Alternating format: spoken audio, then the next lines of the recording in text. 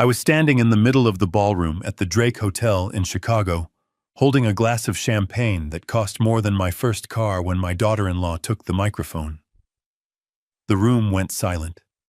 She looked like a princess in her $20,000 Vera Wang dress, glowing under the crystal chandeliers. I smiled, waiting for the usual thank you to the families. Instead, she pointed a manicured finger directly at me. "And this, everyone, is my father-in-law, Bernard. Please excuse the smell. He is the old fat pig we have to put up with." The entire room of 300 guests erupted in laughter. My own son, the groom, didn't stand up. He didn't defend me. He just looked down at his shoes and chuckled nervously. They thought I was just a broke retired mechanic from Detroit. They had no idea that I had just bought the company her father worked for that very morning. Before I continue this story, let me know where you are watching from in the comments below. Hit like and subscribe if you have ever been underestimated by people who judged a book by its cover. My name is Bernard Kowalski, but my friends call me Bernie. I am 67 years old, and I have spent the last 40 years of my life with grease under my fingernails and diesel fumes in my lungs. To look at me, you would see a man who shops at Walmart, drives a 10-year-old Ford F-150, and struggles to button his suit jacket over a belly built on diner food and long shifts. That is exactly what I want you to see. It is the perfect camouflage. What you do not see is the man the Wall Street Journal calls the butcher. You do not see the founder of Kowalski Logistics, a supply chain empire that moves everything from automotive parts to medical supplies across 48 states. You do not see the man who specializes in buying failing companies, stripping them of their dead weight, and turning them into gold mines. I do not wear my wealth. I do not drive it. I keep it in the bank, compounding, waiting for moments like this. I arrived at the wedding 10 minutes late.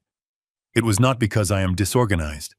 It was because one of my refrigerated trucks had broken down outside of Gary, Indiana, with a load of insulin, and I had to personally route a replacement fleet.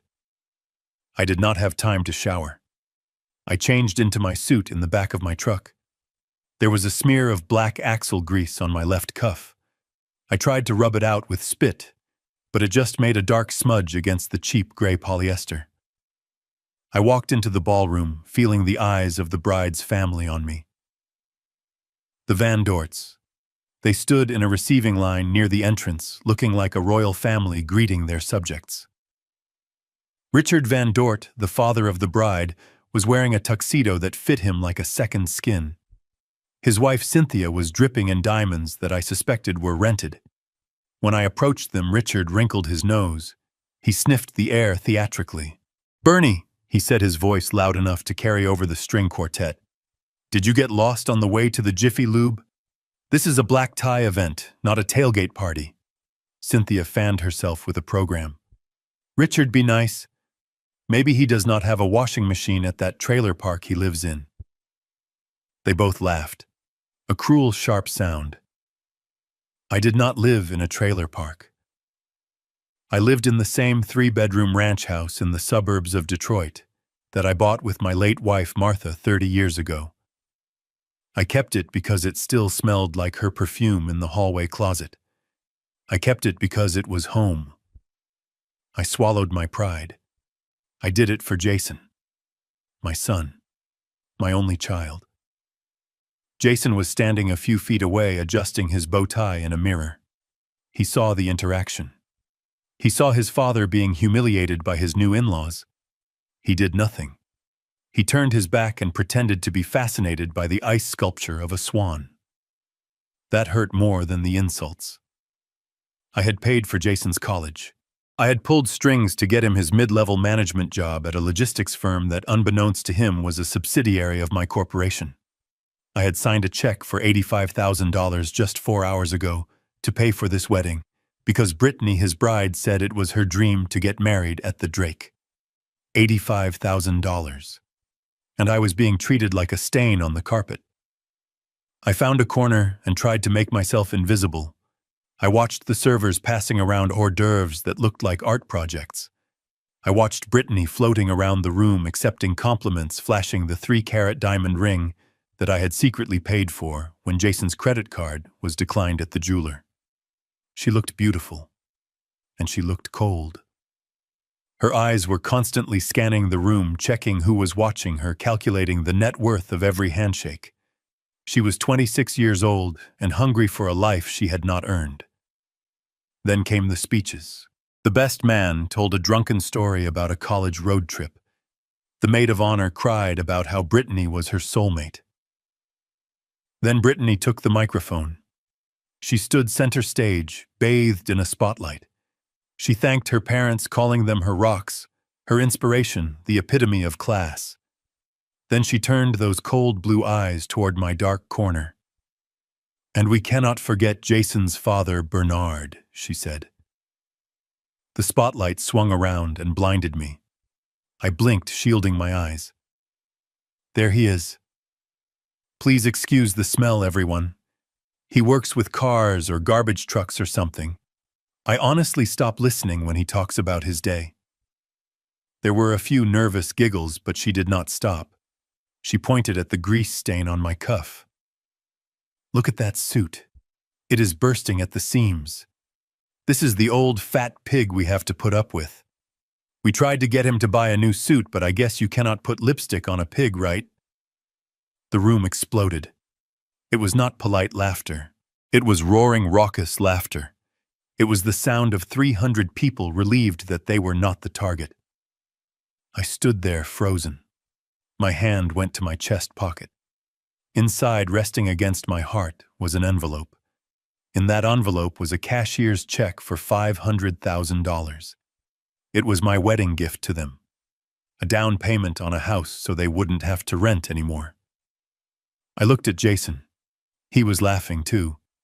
He was shaking his head, red-faced, laughing along with his wife to keep the peace, to keep her happy. At my expense. My hand tightened around the envelope inside my pocket. I felt the thick, expensive paper crinkle. With a slow, deliberate motion, I tore the check in half inside my pocket. Then I tore it again, and again, until it was just confetti. Richard Van Dort walked over to me as the spotlight moved away. He was wiping tears of laughter from his eyes. "Oh, Bernie, that was priceless," he said, slapping me on the back hard enough to sting. "Don't take it personally. Brittany just has a very sophisticated sense of humor." He reached into his pocket and pulled out a $20 bill. "Here, go buy yourself some stain remover, or maybe a salad." He tucked the bill into the breast pocket of my jacket, right next to the shredded remains of $500,000. I looked at the $20. Then I looked at Richard. He was glowing with arrogance. He leaned in close, his breath smelling of expensive scotch. "You know, Bernie, you should enjoy this food. It is probably the best meal you will eat all year. I am celebrating tonight. Big news. The board of directors at Sterling Industries is finally going to announce the new CEO on Monday. And you are looking at him. I am going to be the most powerful man in Chicago. I could buy and sell your little garage 1,000 times over." I felt a strange calmness wash over me. It was the same feeling I got right before I walked into a boardroom to dismantle a company. It was the calm of a predator who knows the prey has already stepped into the trap. Sterling Industries. That was the name of the company I had spent the last 3 months auditing in secret. That was the company whose acquisition papers I had signed at 6 a.m. that morning. Richard Van Dort wasn't going to be the CEO. He was a regional vice president who had been cooking the books to hide a $1.5 million deficit in his department. And I was his new boss. I didn't say a word. I didn't throw the drink in his face. I didn't scream. I just nodded. "Congratulations, Richard," I said. "I am sure Monday will be a day you never forget." He laughed and walked away to refill his drink. I started to make my way toward the head table, the VIP table where the parents were supposed to sit. I just wanted to sit down, eat my dinner, and leave. Brittany intercepted me before I could pull out a chair. "Whoa, hold on, Bernie," she said, blocking my path. Where do you think you are going? I pointed to the empty seat next to Jason. That is my seat, isn't it? She scoffed. Absolutely not. That seat is for my uncle from the Hamptons. He is an investment banker. He is a very important man. We need to network tonight. She grabbed my arm, her nails digging into the cheap fabric of my jacket. She spun me around and pointed toward the back of the room near the swinging double doors of the kitchen. Your table is over there. Table 19. It is better for everyone. You will be more comfortable with people your own speed. And honestly, I don't want you in the background of the official photos. You clash with the aesthetic. I looked at table 19. It was tucked in a dark corner right next to the service entrance. Every time the kitchen doors swung open, a blast of steam and the smell of dishwater washed over the table. The other guests at the table were the photographer's assistant, the DJ's girlfriend, and two cousins they clearly didn't want to invite. It was the table for the outcasts, the table for the embarrassments. Jason, I said, looking over Brittany's shoulder at my son. Is this what you want? Jason looked up from his plate. He looked at his wife, then at me. He shrugged. Mom is right, Dad. I mean, Brittany is right. It is just for dinner. Do not make a scene. You know how you get when you are around fancy people. You get loud. Just sit at the back. It is fine. Whatever piece of my heart had not been shredded along with that check just turned to ice. I looked at my son. I saw the boy I had taught to ride a bike. The boy I had held when he cried over his first breakup. The boy I had worked double shifts for so he never had to wear second-hand clothes like I did. And I realized that boy was gone. He was just a weak man in a tuxedo afraid of his wife. I understand, I said. I will go to my table. I walked to the back of the room. The waiter bumped into me with a tray of dirty dishes as I sat down. The chair was wobbly. The tablecloth had a wine stain on it that hadn't been washed out. I sat there for 10 minutes watching the head table. I watched Richard Van Dort laughing, pouring wine that I paid for. I watched Brittany preening for the cameras. I watched Jason shrinking into his chair. I felt the vibration of my phone in my pocket. It was an email alert from my bank. A notification of the $85,000 charge for the wedding clearing my account.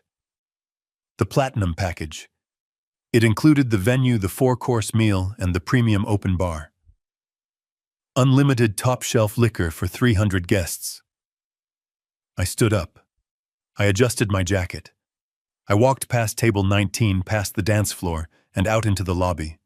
I found the event manager, a frazzled-looking woman named Sarah, who was organizing seating charts. Excuse me, I said. She looked up, scanning my cheap suit. The restrooms are down the hall, sir. I am not looking for the restroom, I said. I am the one paying for this event. Bernard Kowalski. Her face changed instantly. Oh, Mr. Kowalski, I am so sorry. Is everything to your liking? Is the food satisfactory? I reached into my wallet. It was a Velcro wallet I bought at a gas station 5 years ago. I heard the Velcro rip open. It was a sound that usually made people sneer. But from inside that wallet, I pulled out a card. It wasn't a debit card. It wasn't a standard credit card. It was a piece of anodized titanium. Heavy, black. The American Express Centurion card. The black card. Sarah's eyes went wide. She knew what that card meant. It meant there was no limit. It meant I could buy the hotel if I wanted to. I want to make a change to the service contract. I said, my voice calm and steady. Sarah pulled up the file on her tablet. Of course, sir. What do you need? More champagne. A late-night snack bar. No, I said. I want you to cancel the open bar. Immediately. As of this second, this is a cash bar. Sarah blinked. Sir, the open bar is the main feature of the Platinum package. The guests have been drinking Grey Goose and Macallan all night. If we switch to cash now, I want it switched, I interrupted. And I want the prices set to the hotel's standard maximum rate. $25 for a cocktail, $15 for a beer. And I want you to instruct your bartenders to collect payment for every drink served from this moment forward. No exceptions. Not for the bride. Not for the father of the bride. No one. But Sir Sarah stammered, "This will cause chaos. They are going to be furious." I looked her in the eye. "I am paying the bill, Sarah. Is it my signature on the contract?" She nodded. "Then do it. Or I dispute the entire $85,000 charge right now." She swallowed hard. "Yes, sir. I will radio the bar staff immediately." I put the black card back into my Velcro wallet and walked back into the ballroom. I didn't go to table 19. I leaned against a pillar in the back, crossing my arms over my chest, covering the grease stain. I waited. It took exactly 4 minutes. I saw Richard Van Dort walk up to the bar. He slammed his hand on the counter and shouted, "Another scotch! Make it a double!" The bartender, a young guy who looked terrified, poured the drink. Then he set it on the counter and held out his hand. "That will be $40, sir." Richard froze. He laughed. "What are you talking about? It is an open bar. Do you know who I am? I am the father of the bride." "I am sorry, sir," the bartender said loud enough for the people nearby to hear. "The host has changed the contract. The open bar is closed. It is cash only from now on." Richard's face turned a shade of purple I had never seen before. "What host? I am the host. This is my daughter's wedding." "Actually," the bartender said, checking a slip of paper. "The host is listed as a Mr. Bernard Kowalski. He just cut off the tab." Richard spun around. He scanned the room, his eyes wild. He saw me standing by the pillar. I raised my hand and gave him a little wave. Then I pointed to my pocket, miming the motion of putting money in. The whisper started at the bar and spread through the room like a wildfire. "The free booze is gone. You have to pay. $20 for a beer." Brittany was on the dance floor when her maid of honor ran up and whispered in her ear. Brittany stopped dancing. She looked at the bar where a line of angry guests was already forming wallets being pulled out reluctantly. She looked at Richard, who was screaming at the bartender. Then she looked at Miso. Her face twisted into a mask of pure rage. She hiked up her dress and stormed across the dance floor toward me. The music seemed to fade away. The laughter died. She stopped inches from my face. "You," she hissed. "What do you think you are doing? You are ruining my wedding." I looked at her. I looked at the expensive dress I paid for, the flowers I paid for, the food I paid for. "I didn't ruin your wedding, Brittany," I said. "I just adjusted the budget. Pigs are notoriously cheap, didn't you know?" She gasped. "How dare you? Fix this. Fix this right now, or I swear to God, Jason will never speak to you again." Jason appeared at her elbow. He looked terrified. "Dad, please. Just turn it back on. You are embarrassing us.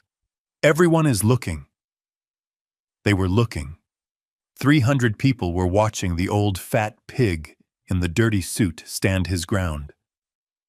"I am not embarrassing you, Jason," I said. "You embarrassed yourself when you let your wife call me a pig on a microphone. You embarrassed yourself when you put me by the toilet. You want free drinks? Buy them yourself. You have a job. Oh wait, I forgot. I got you that job, and I pay your rent. Maybe you should save your money." Richard Van Dort came charging up, his face sweaty. "Listen to me, you miserable little mechanic," he shouted, poking a finger into my chest. "You turn that tap back on, or I will destroy you. I will make one phone call and have your little shop condemned. Do you hear me? I am a powerful man." I looked at his finger on my chest. I looked at his red, sweaty face. I thought about the $1.5 million he stole from the pension fund. I thought about the audit report sitting on my desk at home. "Go ahead, Richard," I said softly. Make your call, but make sure you have enough credit on your phone plan. I hear unemployment benefits don't pay much these days." He frowned, confusion clouding his anger. "What are you talking about?" "You'll find out," I said. I pushed past them. I walked through the crowd. I didn't say goodbye to anyone. I walked out the front door of the Drake Hotel into the cool Chicago night air. I climbed into my rusty Ford F-150. It smelled like oil and stale coffee. It smelled like hard work. I drove home alone, but I wasn't sad. I was energized. I took my phone out and dialed a number I had on speed dial. It rang once. Mr. Kowalski. It was Mr. Blackwood, my corporate attorney, a man who made sharks look like goldfish. It was 11 p.m. on a Saturday, but he answered on the first ring because I pay him enough to never sleep. "I hope I am not disturbing you, Arthur," I said. "Never, sir." "What do you need?" "I need you to prepare a file," I said. "First, I want a full forensic audit of Richard Van Dort's tenure at Sterling Industries ready for the board meeting on Monday morning. I want every penny he stole documented." "Consider it done," Blackwood said. I could hear the smile in his voice. "And Arthur?"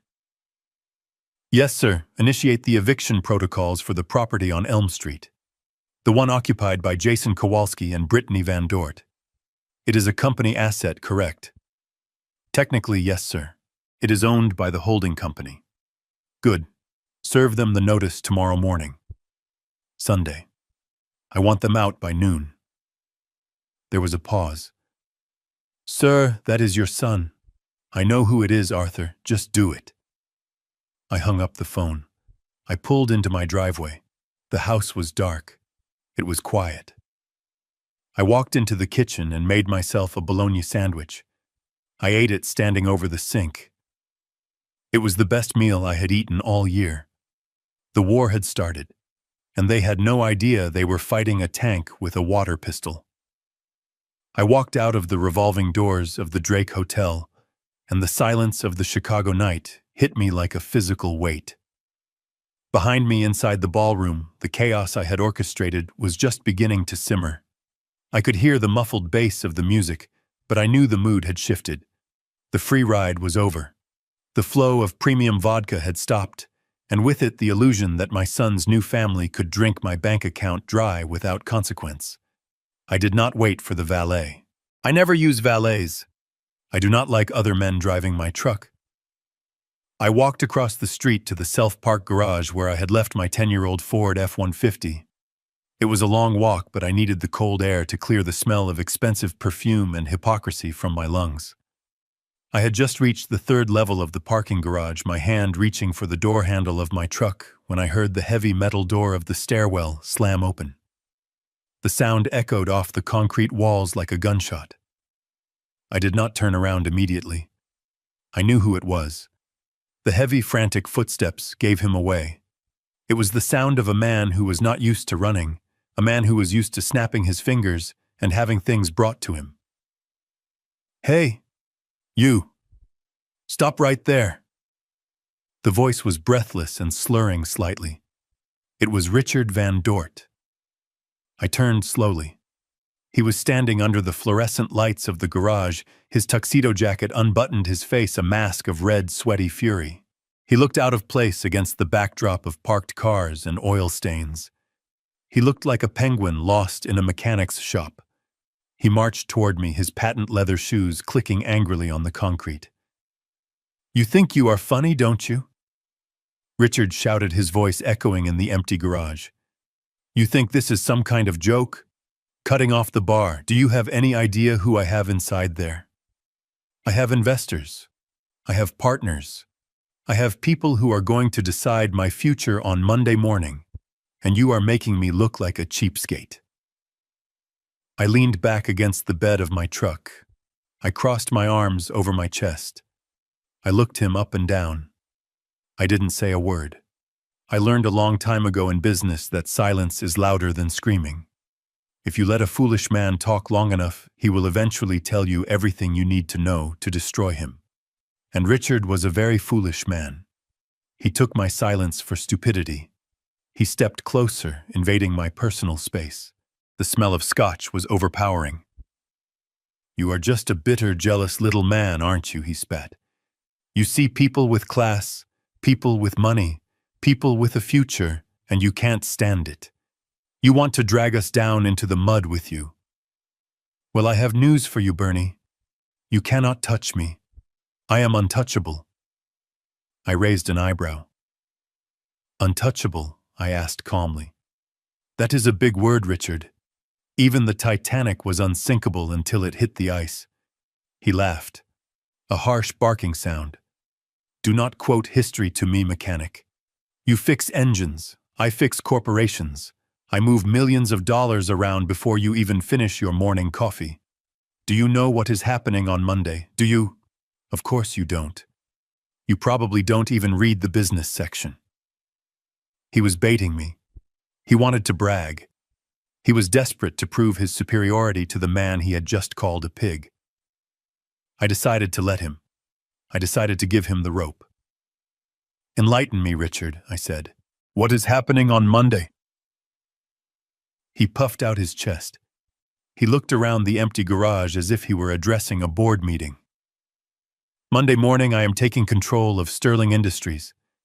The current CEO is out. He is weak. He is old. Just like you. The board has been looking for new blood. Someone aggressive.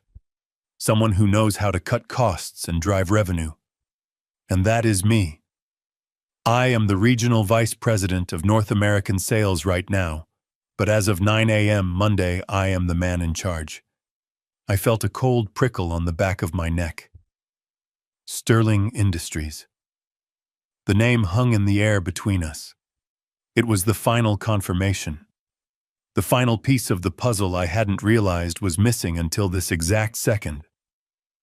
For the last 3 months, my team at Kowalski Logistics had been conducting a stealth due diligence on a failing manufacturing giant called Sterling Industries.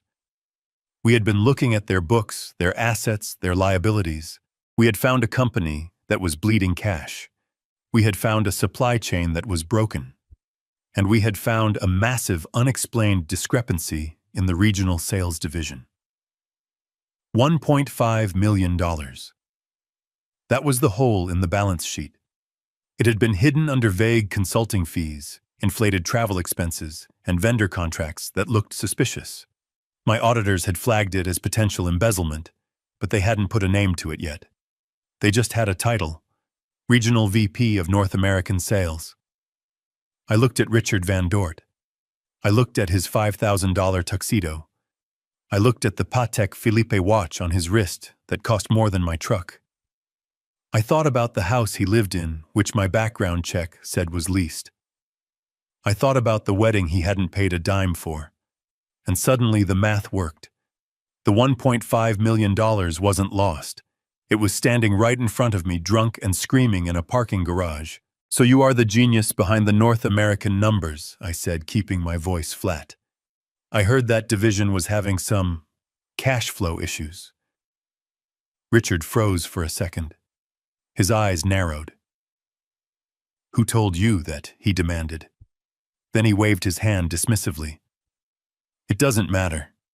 You wouldn't understand high finance. Those are just accounting adjustments. Deferred revenue. It is complicated. It takes a certain level of intellect to understand how to move capital to maximize corporate leverage." He had almost said personal gain. He caught himself, but the slip was there. He was so arrogant he thought he could talk circles around me. He thought I was too simple to understand that deferred revenue didn't mean buying a boat you couldn't afford. "You are right, Richard," I said. "I am just a simple man. I just deal with nuts and bolts." "Exactly," he sneered. "You deal with nuts and bolts. I deal with the big picture. I am going to restructure that entire company. I am going to fire half the workforce. I am going to strip the pension fund. And I am going to walk away with a bonus that would buy your entire neighborhood. That is power, Bernie. That is what real men do. We take what we want." He was confessing. He was laying out his entire strategy for destroying the company I had just bought. He was telling me exactly why I had acquired Sterling Industries in the first place. I bought it to save it. I bought it because it had good bones and good workers, but it was being rotted from the inside by parasites like him. And now the head parasite was standing in front of me bragging about the infection.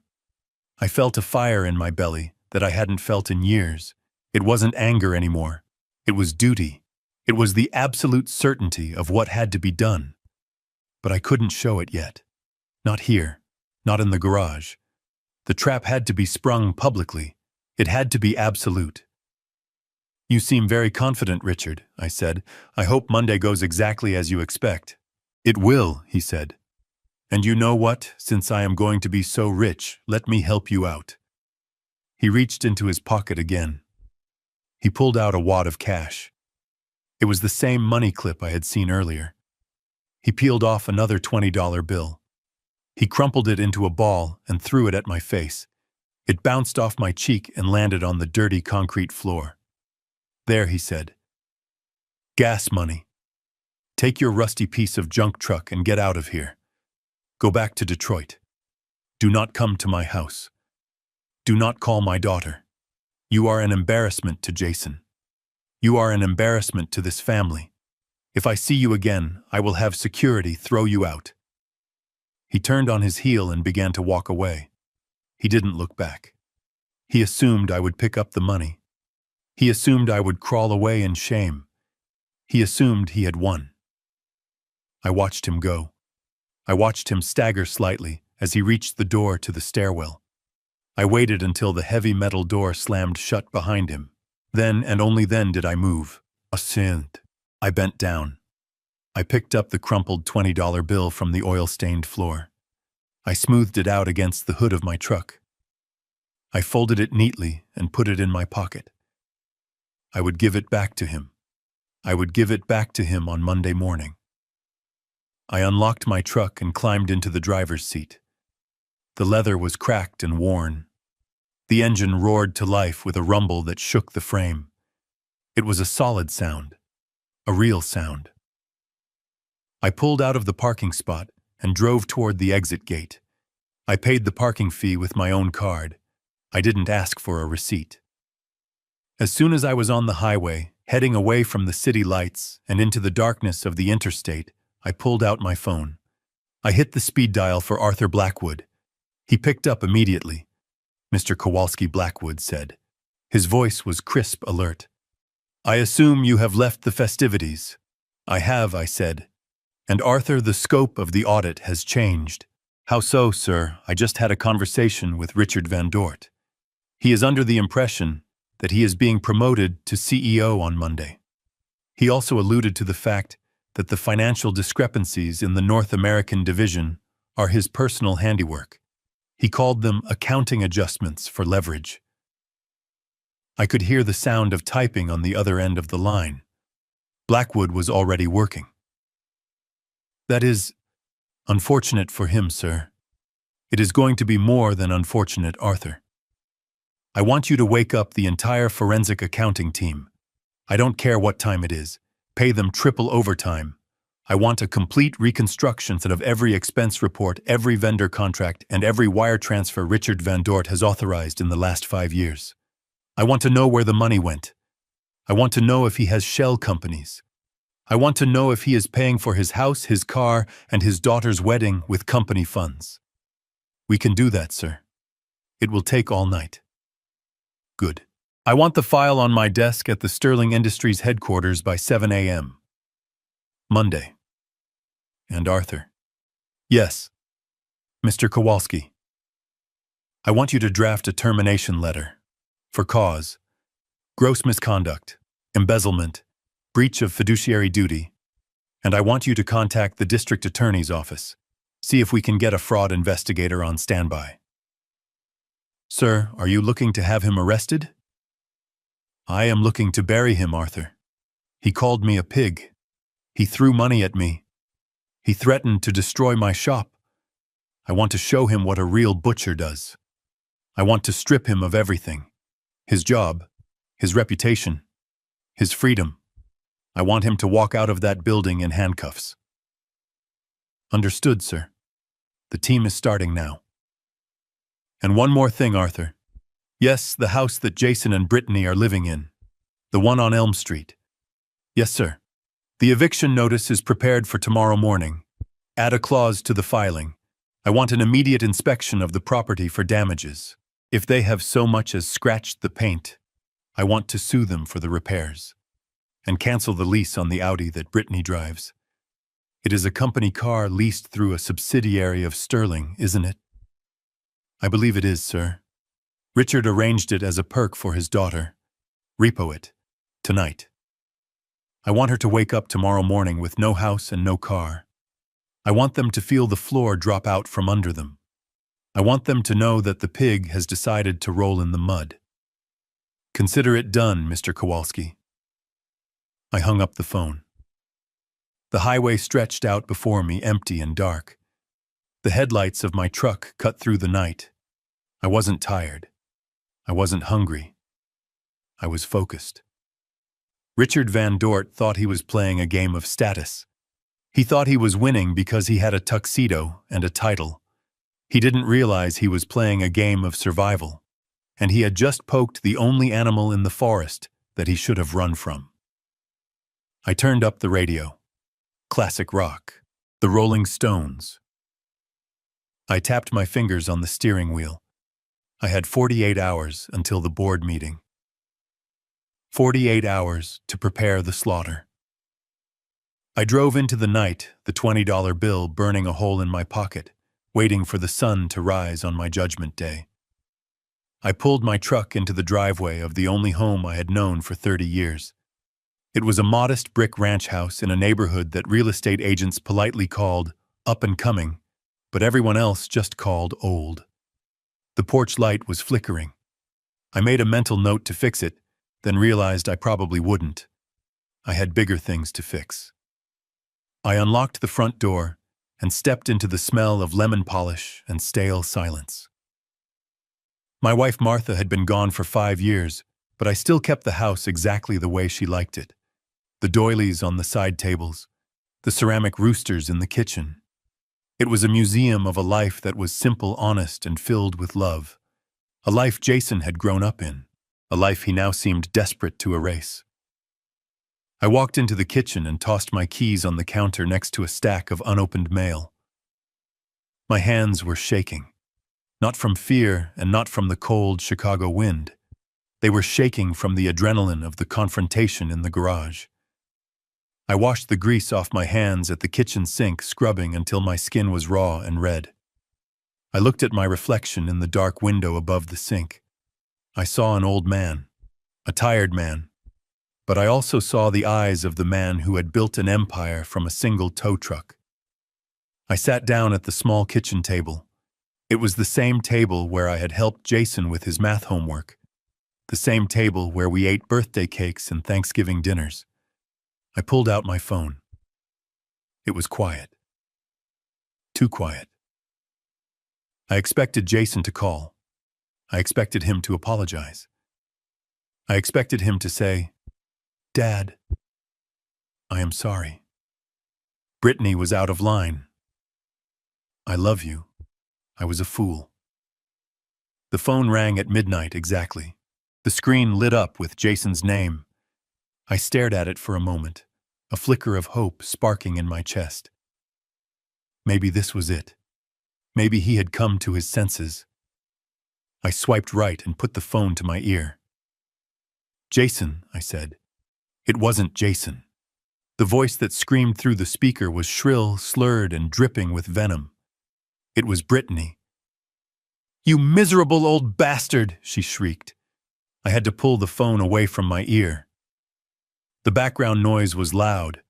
Car horns, shouting. They were leaving the hotel. "Brittany," I said calmly, "put my son on the phone." "I will not put him on," she spat. "He is too upset to speak to you. You humiliated us.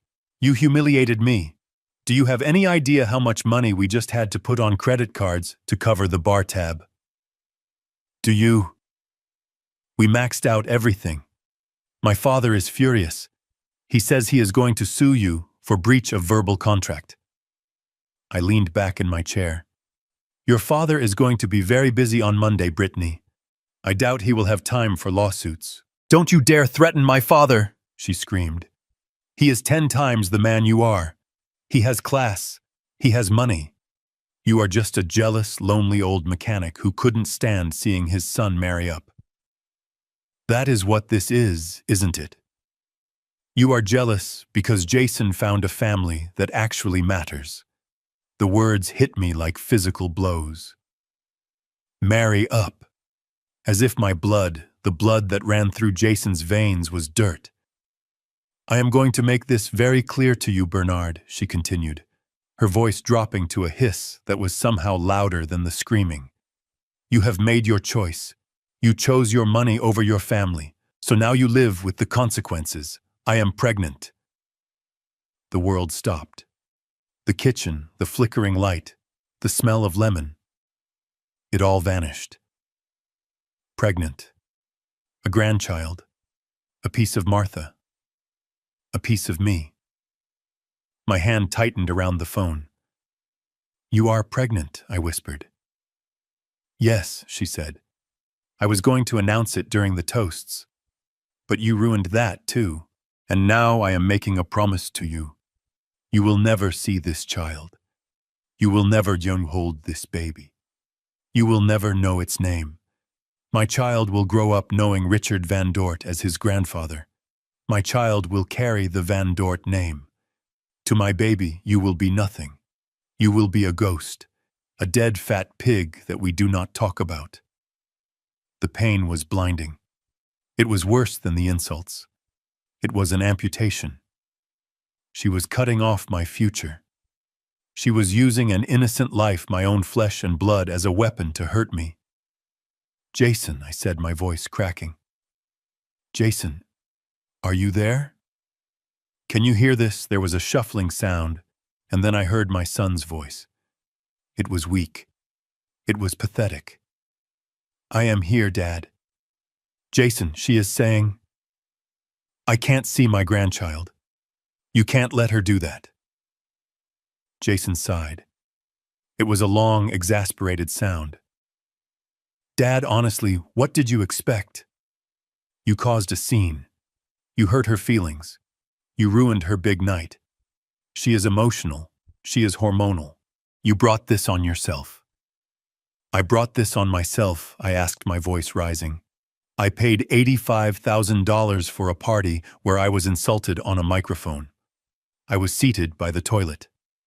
And when I defended myself, you stood there and watched. And now you are letting her use my grandchild as leverage. You are not listening, Dad, Jason shouted. For the first time, he sounded angry, but not at her, at me. You always have to be the victim. You always have to make it about you. Look, Brittany is my wife. She is my family now. You are just my dad. If she says you don't see the kid, then you don't see the kid. Maybe in a few years, if you apologize, if you make it right financially, we can talk. But right now, you are out. You are done. Make it right financially. There it was. The ransom note. If I paid up, if I groveled, if I opened the checkbook again, maybe I could buy a few minutes with my grandson. They were selling access to my own family. I closed my eyes.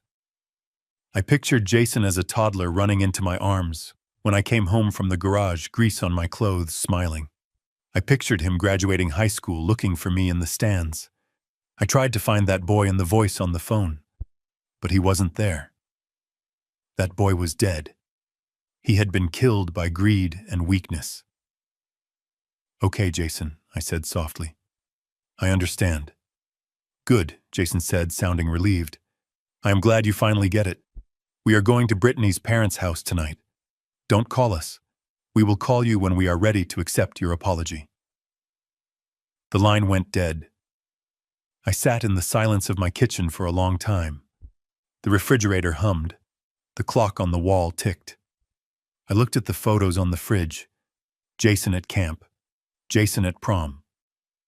I stood up and walked over to the fridge. I took the photos down one by one. I didn't rip them.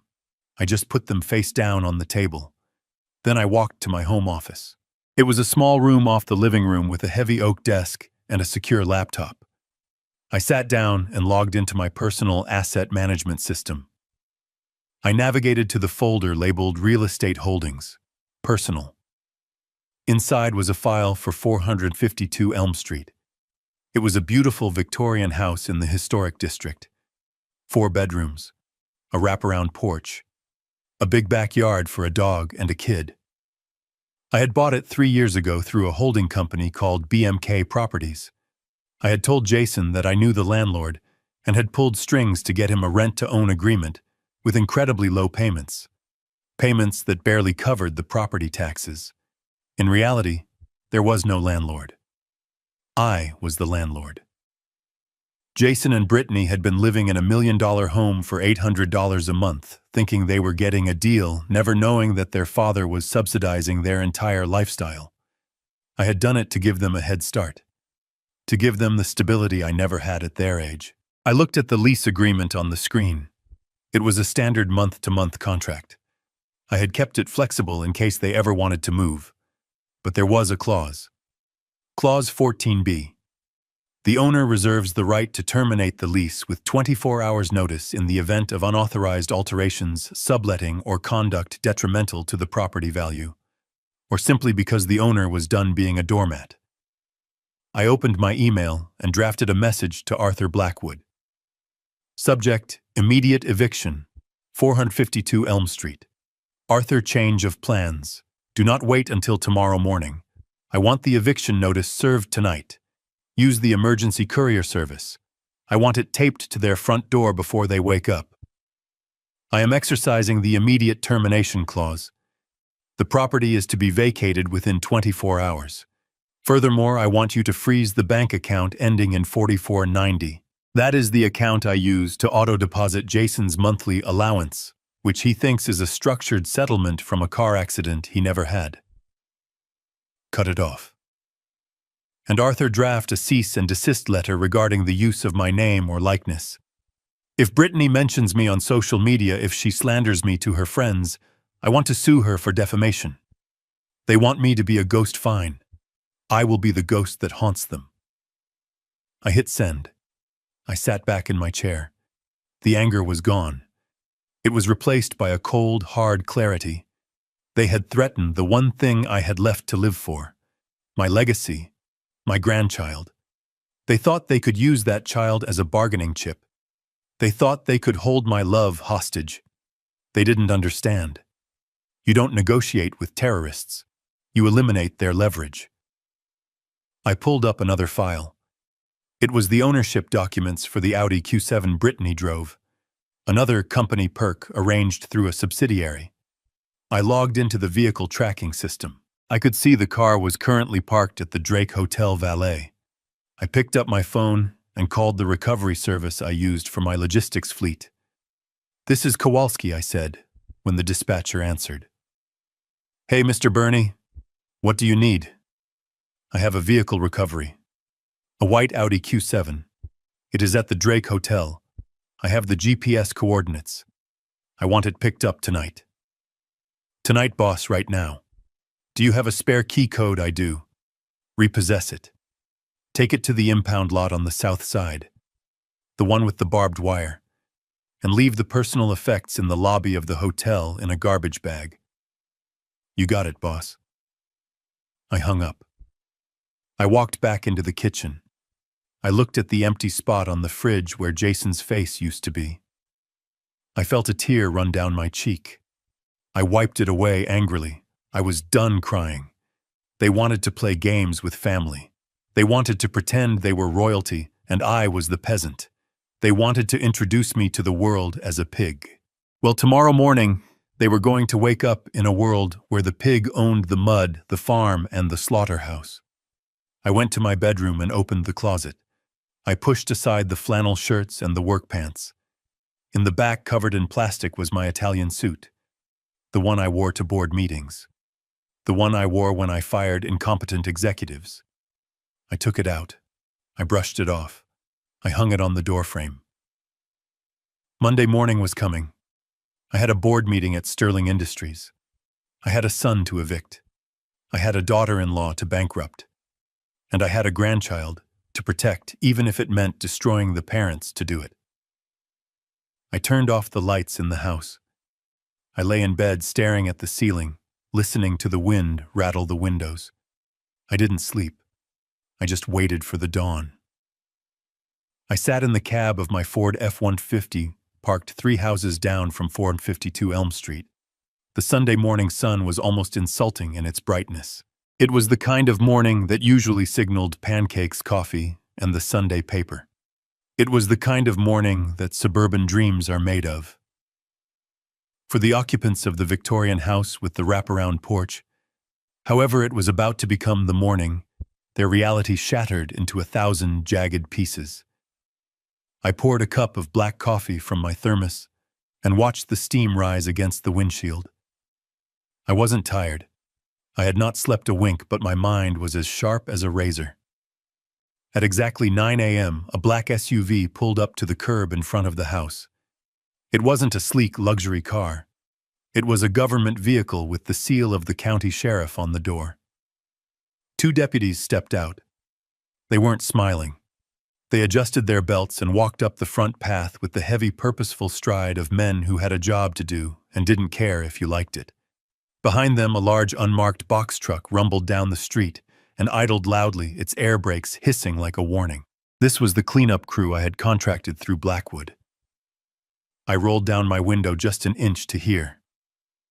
The sheriff, a man named Miller, who I had known for years and who had no idea the property belonged to me, pounded on the heavy oak door. The sound echoed down the quiet street.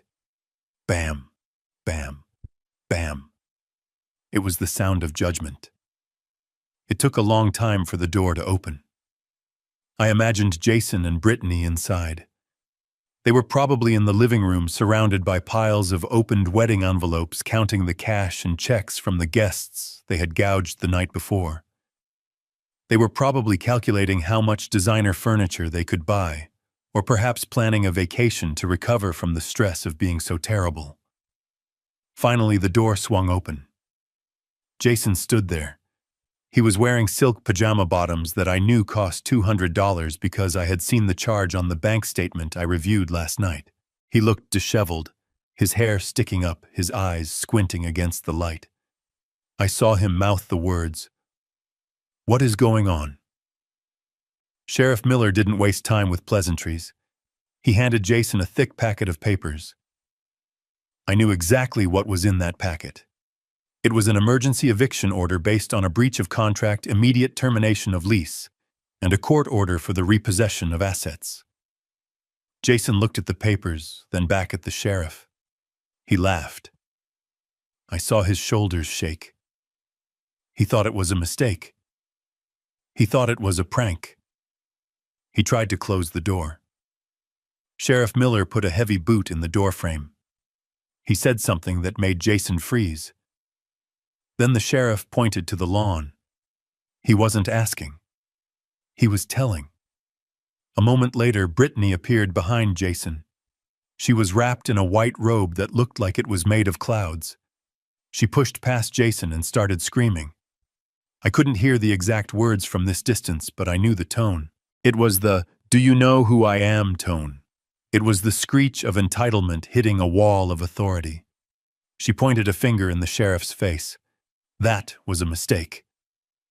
The sheriff stepped into the foyer. The 2 deputies followed.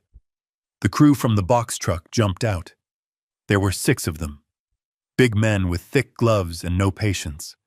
They marched up the steps like an invading army. I took a sip of coffee. The show was starting. For the next hour, I witnessed the systematic dismantling of a facade. It wasn't a gentle move. They weren't carefully wrapping crystal glasses in bubble wrap. This was an eviction. The movers brought things out in armloads and dumped them on the front lawn.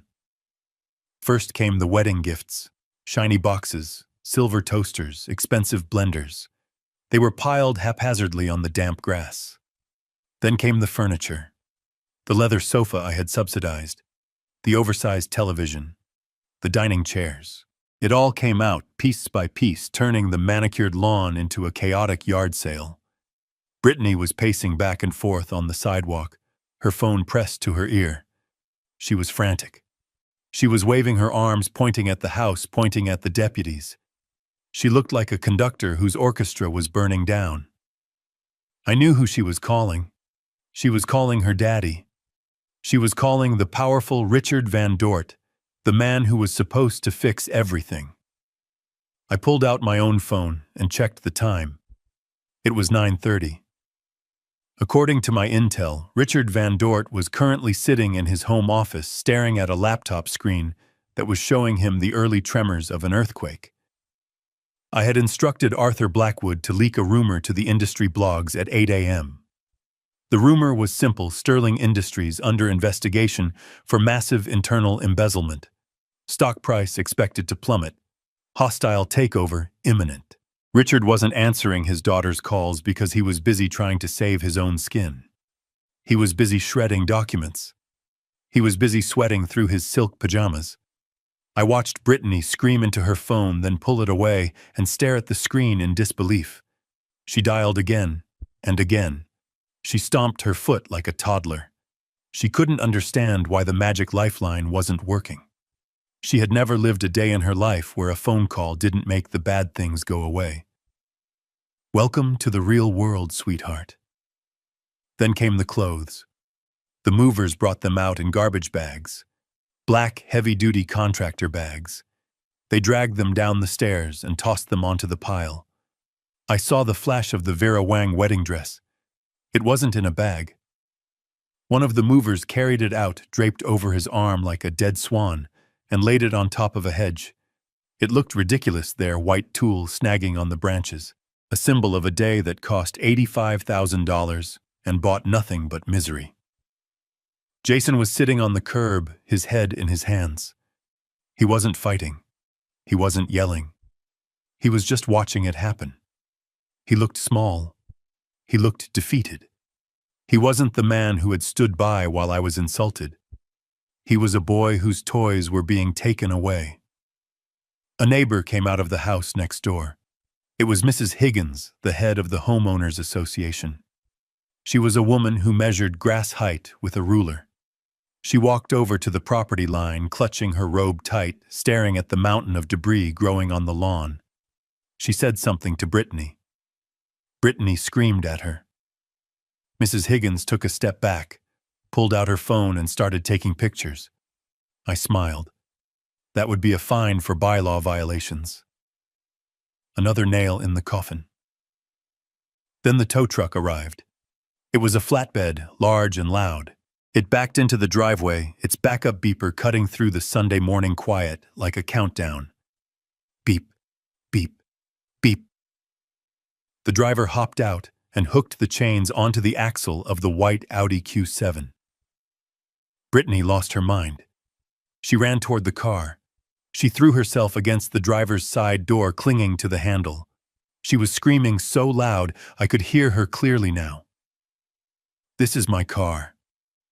You cannot take this. My father pays the lease. Get away from it. The sheriff stepped in. He gently but firmly peeled her off the car. She flailed, her robe falling open, her dignity evaporating into the morning air. She collapsed onto the grass, sobbing. She watched as the car, her symbol of status, her chariot, was winched up onto the flatbed. It tilted backward, looking helpless, looking like just a hunk of metal and plastic. The truck drove away, taking her freedom with it. I saw Jason stand up.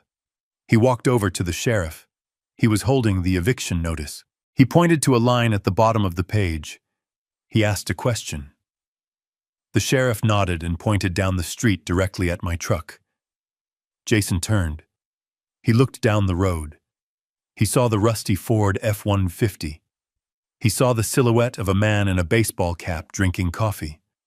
He froze. I saw the realization hit him. It hit him harder than the eviction. He looked down at the paper in his hand again. He was looking at the signature of the property owner. BMK Properties. Bernard Michael Kowalski. He had lived in that house for 3 years. He had signed the rent checks every month, and he had never once looked at who actually owned the company he was paying. He had never been curious. He had just assumed it was some faceless corporation. He had assumed the world was just naturally generous to him. He started walking toward me. He was barefoot. He was walking on the asphalt in his silk pajamas. He looked like a ghost. Brittany saw him walking and scrambled to her feet. She followed him, wiping mascara from her cheeks. They reached my truck. Jason put his hand on the hood as if to steady himself. He looked through the windshield. His eyes were red hollow. "Dad," he whispered. The glass muffled his voice, but I read his lips. I rolled down the window. The smell of fresh coffee drifted out to meet the smell of their desperation. "You own the house?" Jason asked. His voice was trembling. "You are the landlord." I took a slow sip. "I am," I said. "BMK Properties. You never asked what the initials stood for. But why? Why are you doing this?" "We have nowhere to go. All our stuff is on the lawn. They took the car. Dad, this is insane. You have to stop them." I looked past him to Brittany. She was standing behind him, shivering. She wasn't screaming anymore. She looked terrified. She looked at me, the pig, the mechanic, and she saw something she didn't recognize. She saw the man who held the keys to her entire existence. "I am not doing anything, Jason," I said. "I am just correcting a mistake. I made the mistake of thinking I could buy you a good life. I made the mistake of thinking that if I cushioned the blow of the real world, you would grow up to be a strong man. But I just made you soft. And I made you ungrateful." Brittany stepped forward. Her voice was shaking. "Bernard, please. I am pregnant. You cannot throw a pregnant woman on the street. It is illegal. It is immoral." I looked at her stomach. I looked at her eyes. Illegal, no. I checked the statutes. Immoral, maybe. But you told me last night that I would never see that child. You told me I was a ghost. Ghosts don't pay mortgages, Brittany. Ghosts don't provide luxury SUVs. If you want to raise a Van Dort, go ask the Van Dorts for a house. She flinched. "My dad." "He isn't answering." "I know," I said. "He is having a very bad morning, and it is going to get worse." Jason gripped the window frame. "Dad, stop. Please. We are sorry." "Okay. We are sorry about the wedding. We are sorry about the jokes. Just tell them to put our stuff back inside.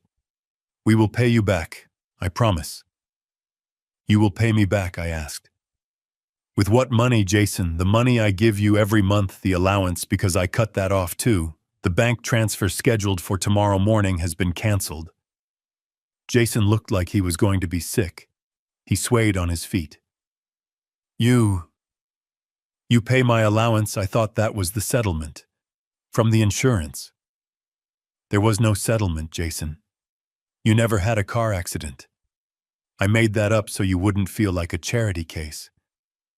I have been paying your bills for 3 years. I have been keeping you alive. And how did you repay me?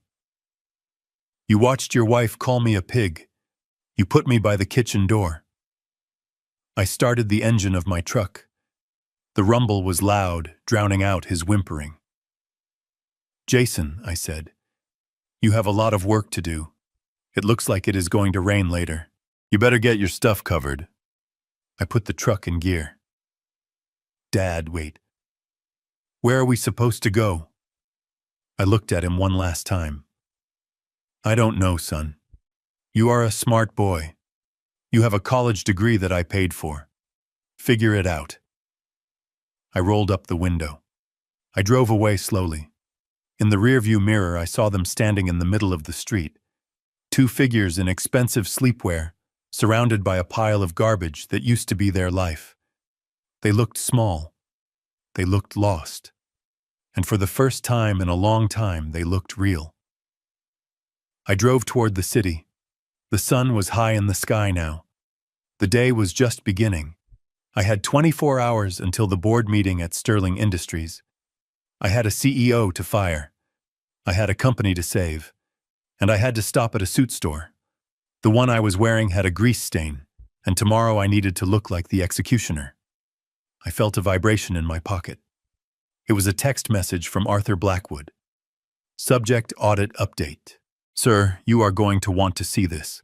The hole in the Sterling pension fund isn't just 1.5 million. We found a secondary ledger. Richard Van Dort has leveraged the company's assets to secure personal loans totaling over $4 million, and he used the company's health insurance fund as collateral. I smiled. It was a cold, hard smile. $4 million. He hadn't just stolen from the company. He had stolen from the workers. He had stolen their health. He wasn't just a thief. He was a monster. And tomorrow I was going to cut his head off. I spent the rest of Sunday afternoon in my home office preparing for the kill. The dossier Arthur Blackwood had sent over was thick, heavy, and damning. It painted a picture of a man who was not just a thief, but a desperate gambler, betting with other people's livelihoods. Richard Van Dort had built a life on quicksand, and I was about to turn on the hose. Outside, the sky was turning a bruised purple, threatening a storm that perfectly matched the mood. I had just finished reviewing the foreclosure documents on Richard's leased mansion when my phone rang. It was a number I didn't have saved, but the area code was from the affluent suburb where Richard rented his life. I let it ring 3 times before answering. I wanted him to sweat. I wanted him to imagine I wasn't there, that his lifeline was cut. When I finally slid my thumb across the screen, I didn't say hello. I just listened. The breathing on the other end was heavy, jagged, the sound of a man running out of air. Bernie. Is that you? It was Richard. His voice had lost the smooth, polished veneer of the night before. It sounded raw. There was a desperate edge to it, a tremor he was trying to hide with volume. In the background, I could hear the distinct sound of a woman crying. It sounded like Brittany. I am here, Richard, I said calmly. I assume you are calling to thank me for returning the $20 you dropped. Don't you play games with me, you son of a bitch, he shouted. The veneer cracked completely. You evicted them. You threw your own son and my pregnant daughter onto the street like garbage. Do you have any idea what kind of chaos you have caused? They are here, Bernie. They are in my living room. All their junk is in my foyer. My wife is having a panic attack. I took a sip of water. I imagined the scene. The rented mansion filled with the debris of Jason's life. The clash of 2 fake empires colliding. I didn't throw them out, Richard, I said. I simply terminated a business arrangement that was no longer profitable. I am sure a man of your financial stature understands the concept of cutting losses. And since you are the patriarch of the family now, since you are the one they look up to, I figured you would want them under your roof. You can provide for them, can't you? There was a silence. A long, heavy silence. I could almost hear the gears grinding in his head. He was trapped. He couldn't say no because that would admit he was broke. He couldn't say yes because he didn't have the money to support 2 households. He was cornered. Listen to me, Bernie, he said, his voice dropping to a conspiratorial whisper. We need to handle this like men, like fathers. This feud is getting out of hand. It is bad for business. It is bad for the family image. I leaned forward in my chair. What do you propose, Richard? I am willing to overlook your behavior at the wedding, he said quickly. I am willing to forget the insults. I am even willing to let Jason and Brittany stay here for a few days while they sort things out. But I have a situation, a temporary cash flow issue. Ah, there it was. The hook. What kind of situation, I asked. It is complex corporate finance, he said dismissively. You wouldn't understand the details. But with my promotion to CEO happening tomorrow, my assets are currently tied up in a blind trust. It is standard procedure for executive transitions. Everything is frozen for 48 hours. Lies. Pure, unadulterated lies. His assets weren't in a blind trust. They were non-existent. His bank accounts were empty because he had spent the last month trying to cover the holes in the pension fund before the auditors arrived. So you are saying you are broke, Richard? I am not broke, he snapped. I am illiquid. There is a difference. Look, I need a bridge loan, a personal guarantee, just to smooth things over until the board finalizes my compensation package on Tuesday. How much, I asked. $200,000, he said. The number came out too fast. He had been rehearsing it. $200,000, I repeated slowly. That is a lot of money for a mechanic, Richard. Why would I give you $200,000? Because if you don't, he hissed, his voice turning cold and nasty, I will destroy you. I waited. I let the threat hang in the air. How, Richard? How will you destroy me? I have friends, Bernie. Powerful friends. I know the zoning commissioner in your district. I know the health inspectors. I know the EPA regulators. I can make one phone call and have your little garage shut down for environmental violations. I can have them dig up your floor looking for oil leaks. I can tie you up in litigation for years. You will lose everything. Your shop, your house, that truck you love so much. I will bury you in paperwork and fines until you are begging for change on the street corner. He was bluffing. Or at least he thought he held a royal flush when he was holding a pair of twos. He didn't know that my legal team wrote the zoning laws he was threatening me with. He didn't know that my facilities were inspected by federal agencies that made the local health inspector look like a mall cop, but I needed him to believe he had the upper hand. I needed him to believe I was scared. Please, Richard, I said, injecting a tremor of fear into my voice. Don't do that. That shop is all I have. It is my retirement. Then sign the paper, he said, sensing blood. It is a simple guarantor agreement. You co-sign a loan for me, $200,000. I pay it back in a week with interest. You save your shop. You save your relationship with your son. You save your dignity. It is a win-win. I paused.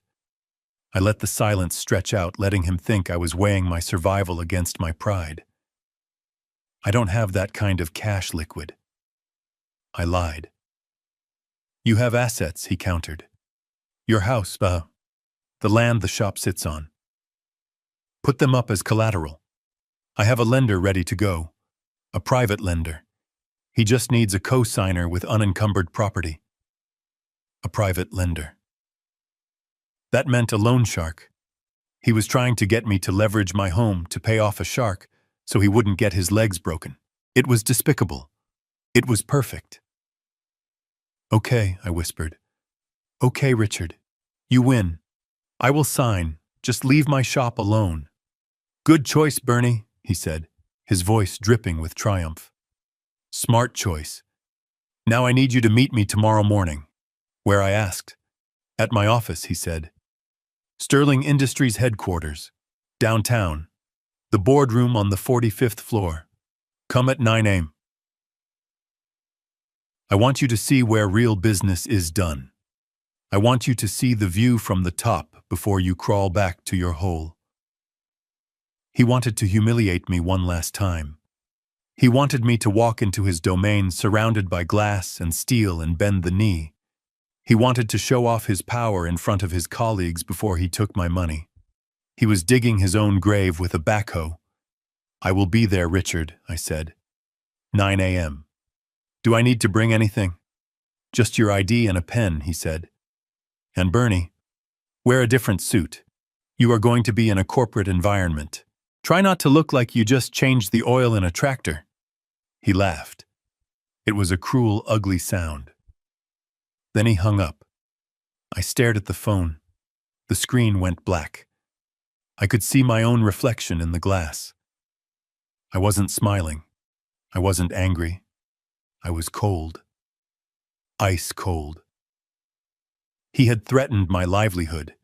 He had tried to extort me. He was going to drag me into his web of debt and deceit to save himself. I stood up and walked to the window. It was fully dark now. The wind was picking up, rattling the storm shutters. I thought about Jason. He was in that house with Richard right now. He was probably listening to Richard brag about how he had brought the old man to heel. Jason was probably relieved. He probably thought his daddy-in-law had fixed everything. He probably thought the money train was back on track. They were all so blind. I went back to my desk. I opened the laptop again. I sent a secure message to Arthur Blackwood. Arthur, the meeting is set. 9 a.m. Monday. Sterling Industries boardroom. Richard thinks I am coming to co-sign a high-risk personal loan to cover his debts. He threatened to use regulatory leverage to shut down my business if I refused. Add extortion to the list of charges. And Arthur, ensure the real board of directors is present. Tell them it is an emergency session regarding the acquisition. But do not tell them I am the buyer. Just tell them the new owner will be revealing himself and addressing the personnel issues personally. Also have the security team ready in the lobby. I don't want Richard making a scene when he is escorted out. I hit send. I sat there for a moment listening to the house settle. I looked at the suit hanging on my doorframe. It was a Brioni, navy blue, wool and silk. It cost $6,000. I had bought it in Milan 3 years ago when I acquired a European shipping line. It was tailored to hide the belly and emphasize the shoulders. It was a suit of armor. I walked over to it and ran my hand down the sleeve. Tomorrow I wouldn't be the mechanic. Tomorrow I wouldn't be the pig. Tomorrow I would be the butcher. I went into the bathroom and shaved. I took my time. I used a straight razor. I trimmed my mustache. I looked at the lines on my face. Every wrinkle was a battle scar. Every gray hair was a lesson learned. Richard Van Dort had spent his life pretending to be something he wasn't. I had spent my life hiding what I was. Tomorrow the masks would come off. I went to bed, but I set my alarm for 4 a.m. I wanted to be in the city before the sun came up. I wanted to be inside the building before Richard arrived. I wanted to be sitting in the big chair when he walked through the door. As I drifted off to sleep, I thought about the $20 bill in my pocket. I wondered if Richard would remember it when I handed it back to him. I wondered if he would understand in that final moment that the man he had called a peasant owned the castle he was standing in. The storm outside broke. Rain lashed against the roof. It was a cleansing rain. It was washing away the dirt of the weekend, washing away the wedding, washing away the lies. Tomorrow would be a new day, a clear day, a day of reckoning. The Chicago sun was biting and bright as I stepped out of the black town car in front of the Sterling Industries tower. It was a monolith of glass and steel that scraped the sky, a monument to corporate vanity that cast a long, cold shadow over the morning rush hour. I stood on the sidewalk for a moment, just breathing in the city grit. For 40 years, I had looked at buildings like this from the bottom up, usually while fixing the delivery trucks that serviced their loading docks. Today, I was looking at it as the man who held the deed in his pocket. I adjusted my cufflinks. They were solid gold, heavy against my wrists, a gift from the board of directors of a German shipping conglomerate I had acquired 5 years ago. I smoothed the lapels of my navy Brioni suit. It fit me like a second skin, the Italian wool breathing, with me tailored to hide the years of diner food and emphasize the width of my shoulders. I caught my reflection in the revolving glass doors. I didn't see Bernie the mechanic. I didn't see the pig. I saw the butcher. Arthur Blackwood stepped out of the car behind me. He was flanked by 3 junior associates, all carrying thick leather briefcases that contained the autopsy report of Richard's career. 2 private security contractors, men with necks as thick as tree trunks and earpieces coiled like snakes behind their ears, fell into step beside us. We didn't walk toward the entrance. We marched. It was a formation designed to intimidate a wedge of power cutting through the morning crowd of coffee-clutching interns and weary salarymen. We pushed through the revolving doors and entered the lobby. It was a cavernous space of polished marble and abstract art that probably cost more than my entire neighborhood. The air smelled of expensive HVAC filters and fear. Rumors of the acquisition had clearly started to leak. You could feel the tension in the way the employees huddled in corners, whispering, their eyes darting toward the elevators. They knew a storm was coming. They just didn't know I was the lightning. I walked straight to the security desk. The receptionist was a woman named Brenda. I knew her. Not personally, but I knew her face. She had been at the wedding the night before. She was one of the guests seated at table 19, the outcast table near the kitchen. She had seen me get humiliated. She had seen me get thrown out. She looked up as our group approached, her expression bored and practiced. Then her eyes landed on me. She blinked. She squinted. And then her jaw went slack. She looked at the expensive suit. She looked at the shoes that cost $2,000. She looked at the cold, hard set of my jaw. Then she looked at the security detail behind me. I saw the recognition hit her like a physical slap. She started to stand up, her hand flying to her mouth. She was about to say something, maybe ask what the mechanic was doing here, or maybe apologize for the night before. I stopped her with a single look. I didn't smile. I didn't frown. I just held a finger to my lips in a universal gesture of silence. Then I winked. It wasn't a friendly wink. It was a warning.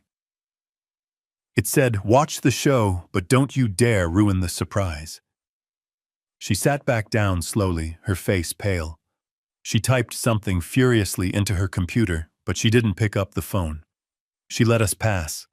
She opened the security gates without asking for ID.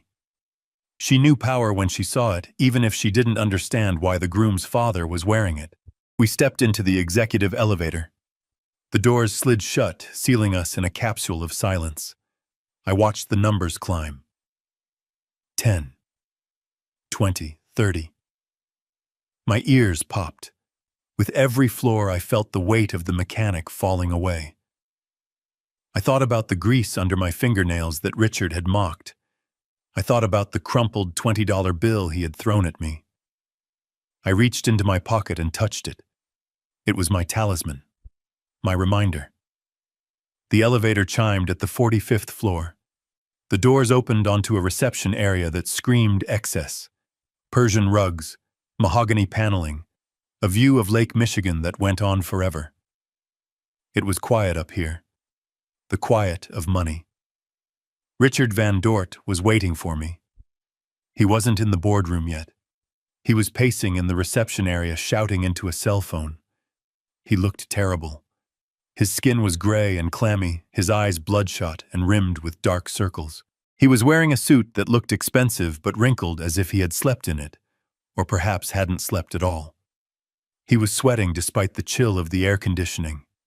He looked like a man holding onto a cliff edge by his fingernails. He spun around when the elevator chimed. He saw me. For a second, just a split second, I saw confusion in his eyes. He looked at the suit. He looked at the entourage. He looked at the way I stood, feet planted, hands loose at my sides. He saw a peer. He saw a predator. But then his arrogance kicked in. His brain rejected the visual data. He rewrote the narrative in real time to fit his delusion. He didn't see a billionaire. He saw a desperate mechanic who had spent his life savings on a rental tux to impress the big boss. Finally, Richard barked, snapping his phone shut and shoving it into his pocket. "You are late. I told you 9 a.m. sharp. Do you have any idea how tight my schedule is today?" He marched toward me, ignoring Blackwood, ignoring the security guards. He stopped inches from my face, bringing with him the smell of stale coffee and fear sweat. He looked me up and down, sneering. "Well, look at you," he said, a cruel laugh bubbling up from his throat. "You actually cleaned up. Where did you get the suit?" "Bernie Costume Shop. It fits a little tight in the shoulders, doesn't it?" Trying to look like a big shot for the bank, I didn't answer. I just looked at him. I looked at the man who had called me a pig. I looked at the man who had stolen millions. I looked at the man who had evicted my son. "I am here, Richard," I said. My voice was low, steady. It rumbled in my chest. "Yeah, I see that," he snapped. He turned his back on me, assuming I would follow like a dog. "Come on. The boardroom is this way. And listen to me, Bernie. When we go in there, you don't speak unless spoken to." You nod. "You sign where I tell you to sign. And you thank me for saving your miserable little life. Do you understand?" He didn't wait for an answer. He walked toward the double mahogany doors at the end of the hall. He walked with a swagger that was entirely unearned, a dead man walking who thought he was leading a parade. I looked at Arthur Blackwood. He raised an eyebrow, a silent question. Now I shook my head slightly. Not yet. I followed Richard. I walked 3 paces behind him. I let him open the heavy doors. I let him lead me into the lion's den. The boardroom was impressive. A table long enough to land a plane on, surrounded by 20 leather chairs. The walls were lined with portraits of past CEOs, stern white men who looked down with disapproval. At the far end of the room, sitting around the head of the table, were 6 people. I recognized them immediately from the dossiers. The board of directors. There was Sarah Jenkins, the chairwoman, a woman with eyes like flint. There was Marcus Thorne, the representative for the majority shareholders. There were the others, the power brokers who controlled the fate of Sterling Industries. They were sitting in silence, papers arranged neatly in front of them. They looked tense. They looked like they were waiting for an execution. Richard strutted into the room, spreading his arms wide. "Ladies and gentlemen of the board," he announced, his voice booming with false confidence. "Thank you for convening on such short notice. I know there have been rumors, but I am here to assure you that the transition is under control. I have secured the necessary capital to bridge the divisional gap." He gestured wildly toward me, not even looking back. "In fact, I have brought a guarantor with me today. A private investor who is willing to leverage his personal assets to ensure our liquidity. He is a man of simple means, but he understands the value of my leadership." The board members didn't look at Richard. They looked past him. They looked at me. I saw Sarah Jenkins's eyes widen. She didn't look at me with the disdain Richard expected. She looked at me with recognition. She looked at the Brioni suit. She looked at Arthur Blackwood, standing silently at my shoulder with the thick files. She looked at the way I occupied the space. Richard didn't notice the silence. He didn't notice the shift in the room's gravity.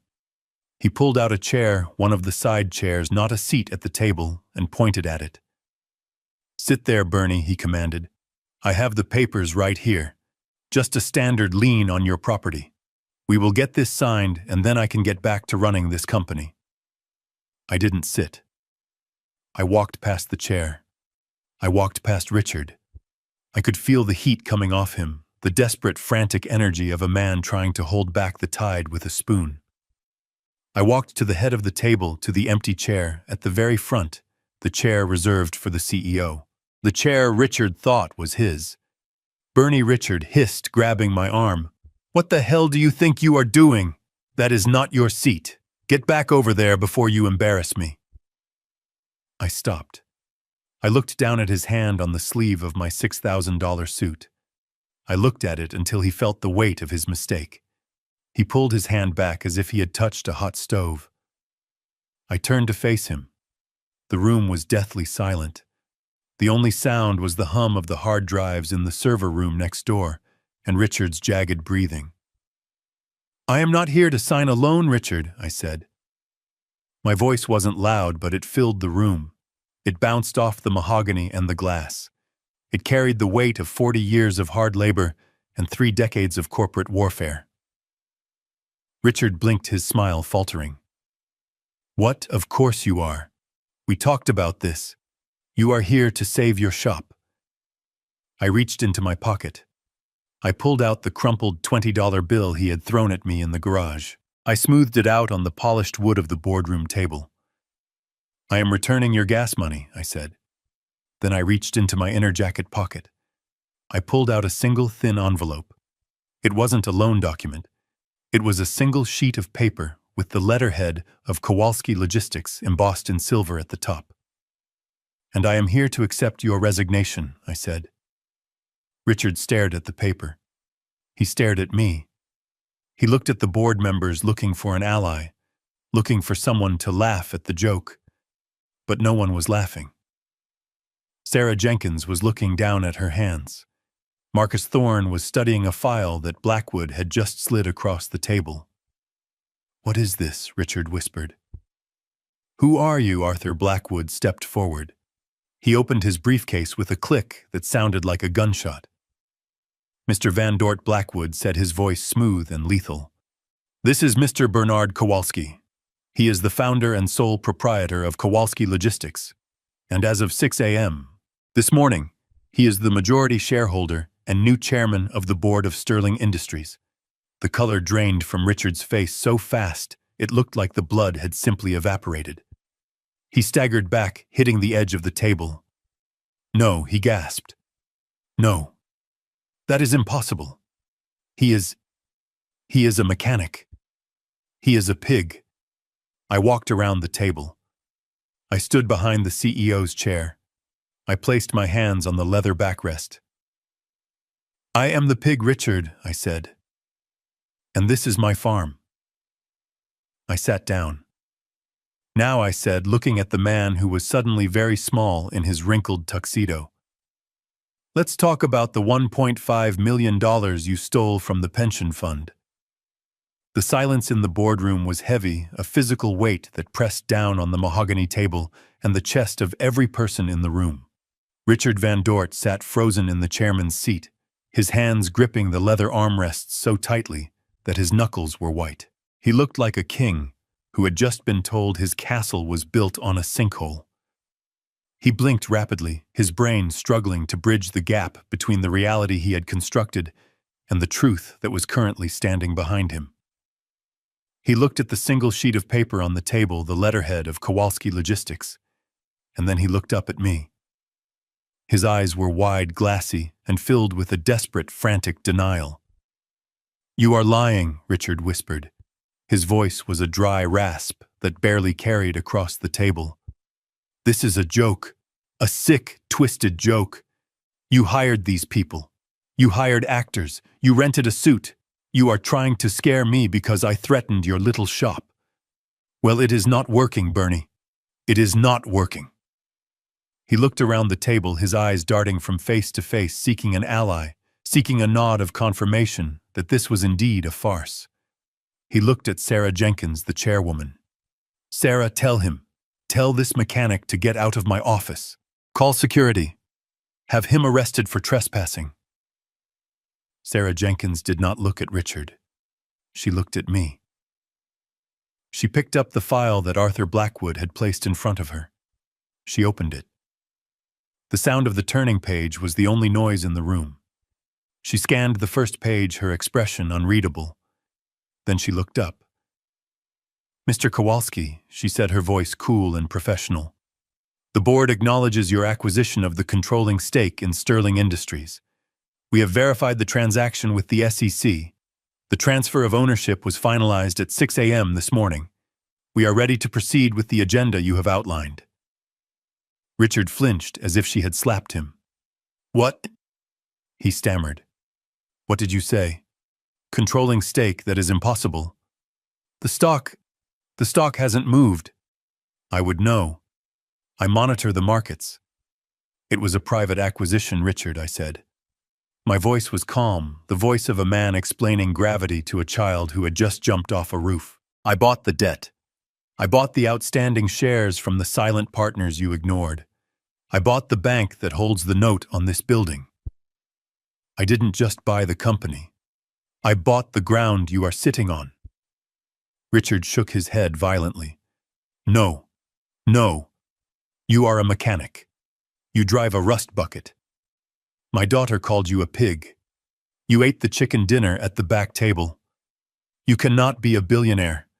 Billionaires don't have grease under their fingernails. I leaned down. I put my face close to his. I could smell the sour tang of his sweat.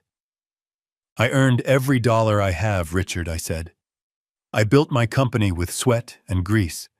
I know the value of $1 because I have had to work for it.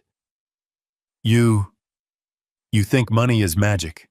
You think it appears because you deserve it. You think you can spend it because you have a title. But you forgot the most important rule of business. Never insult the man who signs the checks.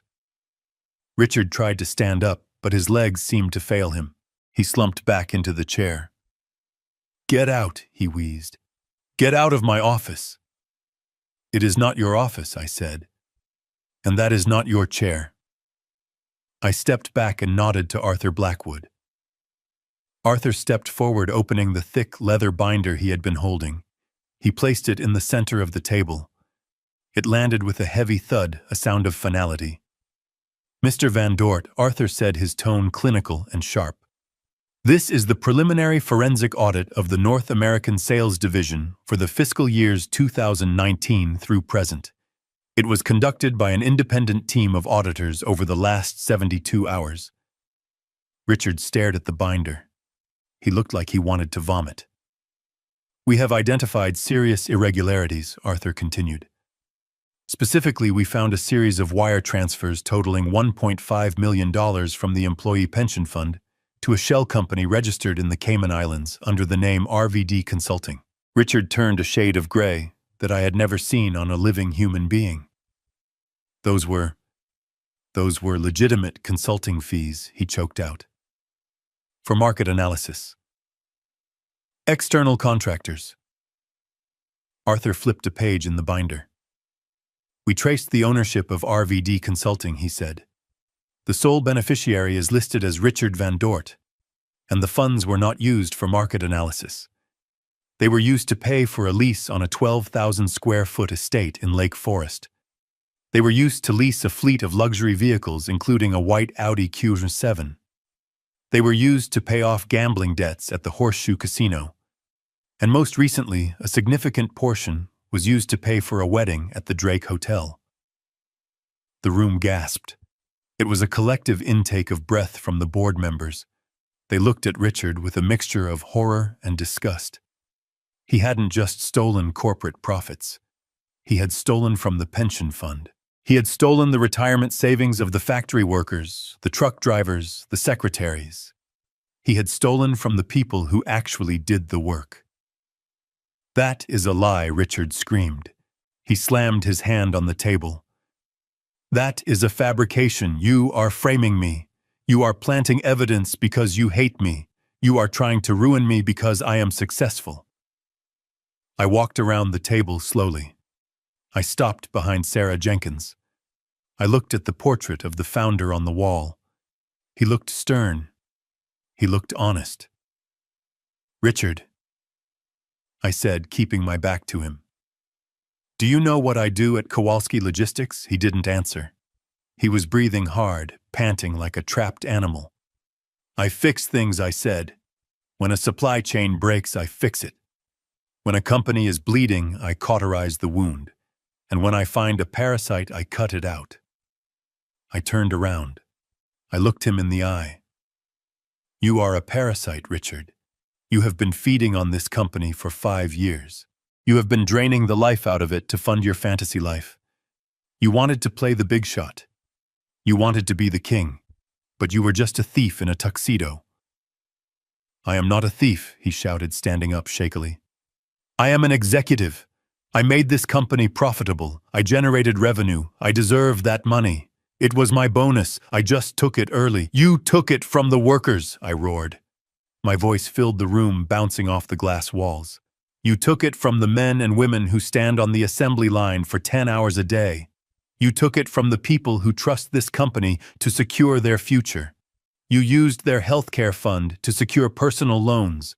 You gambled with their lives so you could drive a nice car and throw a party for your spoiled daughter.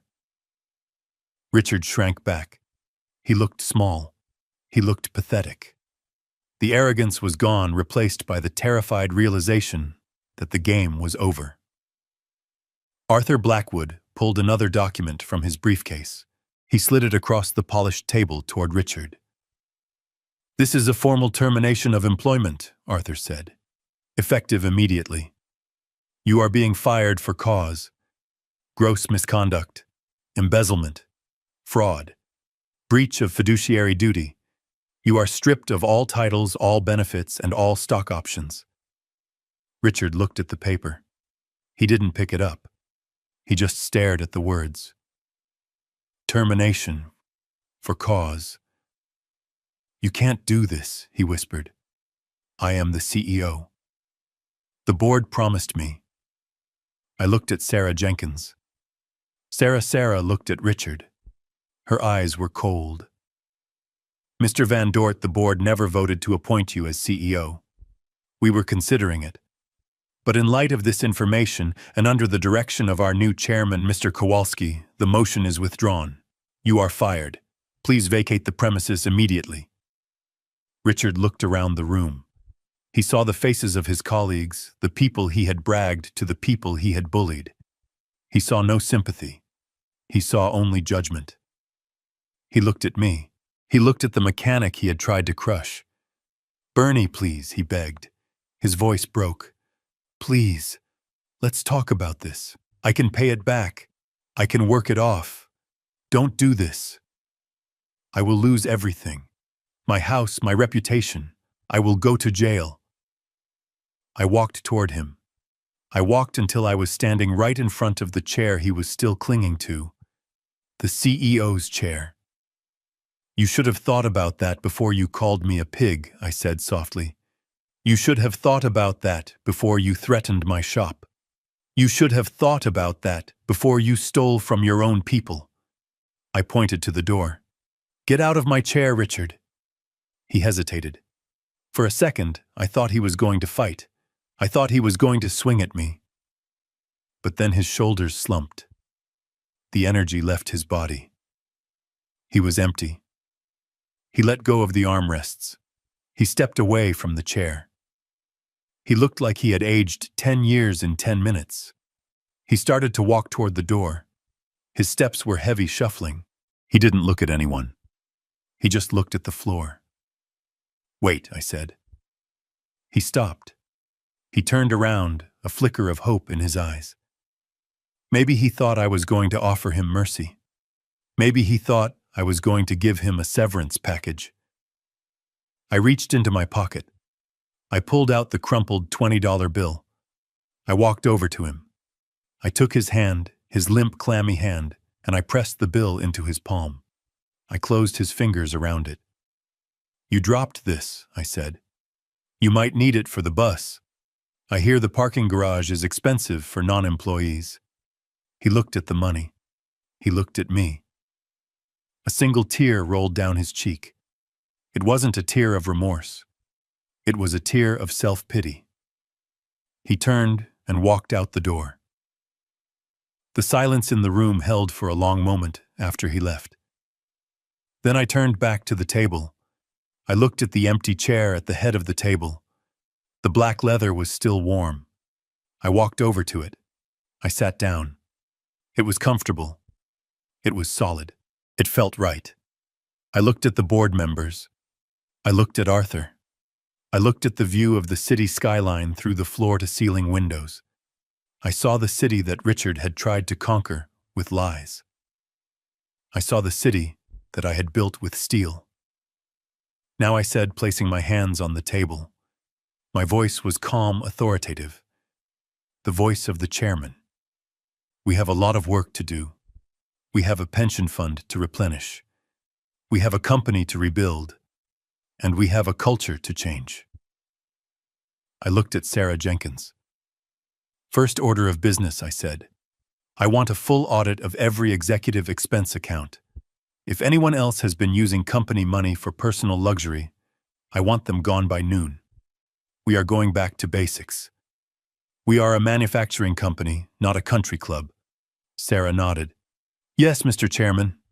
And Arthur, I said. Yes, sir, call the district attorney. Tell him we are ready to file charges against Richard Van Dort. Tell him we have the evidence. Tell him we have the confession. And tell him I want him picked up before he leaves the building. I don't want him fleeing the jurisdiction. Arthur smiled. A shark's smile. Already done, sir. There are 2 detectives waiting in the lobby. They will meet him at the elevator. I nodded. Good. I leaned back in the chair. I thought about Jason. I thought about Brittany. I wondered if they were watching the news. I wondered if they had seen the stock ticker. I wondered if they knew that the roof over their heads, the roof Richard had promised them, was about to collapse. They had called me a pig. They had laughed at me. They had tried to erase me. But pigs are survivors. Pigs are smart. And when you wrestle with a pig, you both get dirty, but the pig likes it. I looked at the agenda on the table. Item 1, Introduction of New Leadership. I picked up a pen. It was a cheap plastic pen I had in my pocket. I clicked it. Let's get to work, I said. The board members opened their files. The meeting began. I was Bernard Kowalski, the butcher, the chairman, the pig, and I was just getting started. I did not stay in the boardroom to accept the congratulations of the directors. I did not stay to drink the expensive coffee or look at the view of the lake. I had one more piece of business to attend to, and it was taking place 45 floors down in the lobby. I signaled to Arthur Blackwood, and we took the private executive elevator down. It was a silent ride. The kind of silence you experience in a church or a morgue. The silence of a reckoning. When the elevator doors slid open, the scene in the lobby was chaotic. Richard Van Dort had made it as far as the security turnstiles. He was red-faced, shouting at the 2 detectives who were blocking his path. He was waving his arms, pointing at the ceiling, probably threatening to have their badges. But the detectives were not impressed. One of them, a tall man in a cheap suit that reminded me of my own from the wedding, spun Richard around and slammed him against the marble reception desk. I stopped near the elevator bank. I watched as the cold steel of the handcuffs clicked around Richard's wrists. I saw the moment his spirit broke. His shoulders collapsed. His head dropped. The loud, arrogant man who had thrown $20 at me in a garage was gone. In his place was a criminal facing 20 years for fraud. But the show was not over. Just as the detectives were reading Richard his rights, the revolving doors at the main entrance spun open. Jason and Brittany burst into the lobby. They looked like refugees from a high-fashion war zone. Jason was wearing wrinkled chinos and a polo shirt that had clearly been pulled out of a laundry pile. Brittany was wearing sweatpants and oversized sunglasses, her hair a bird's nest of tangles. They had obviously come hoping to catch Richard on his first day as CEO. They had come looking for a handout. They had come looking for a savior. Instead, they found their savior in cuffs. Daddy Brittany screamed. Her voice echoed off the vaulted ceiling, sharp and shrill. She ran across the polished floor, her flip-flops slapping against the stone. "What are you doing to him? Get your hands off him! He is the CEO!" One of the detectives stepped between Brittany and her father.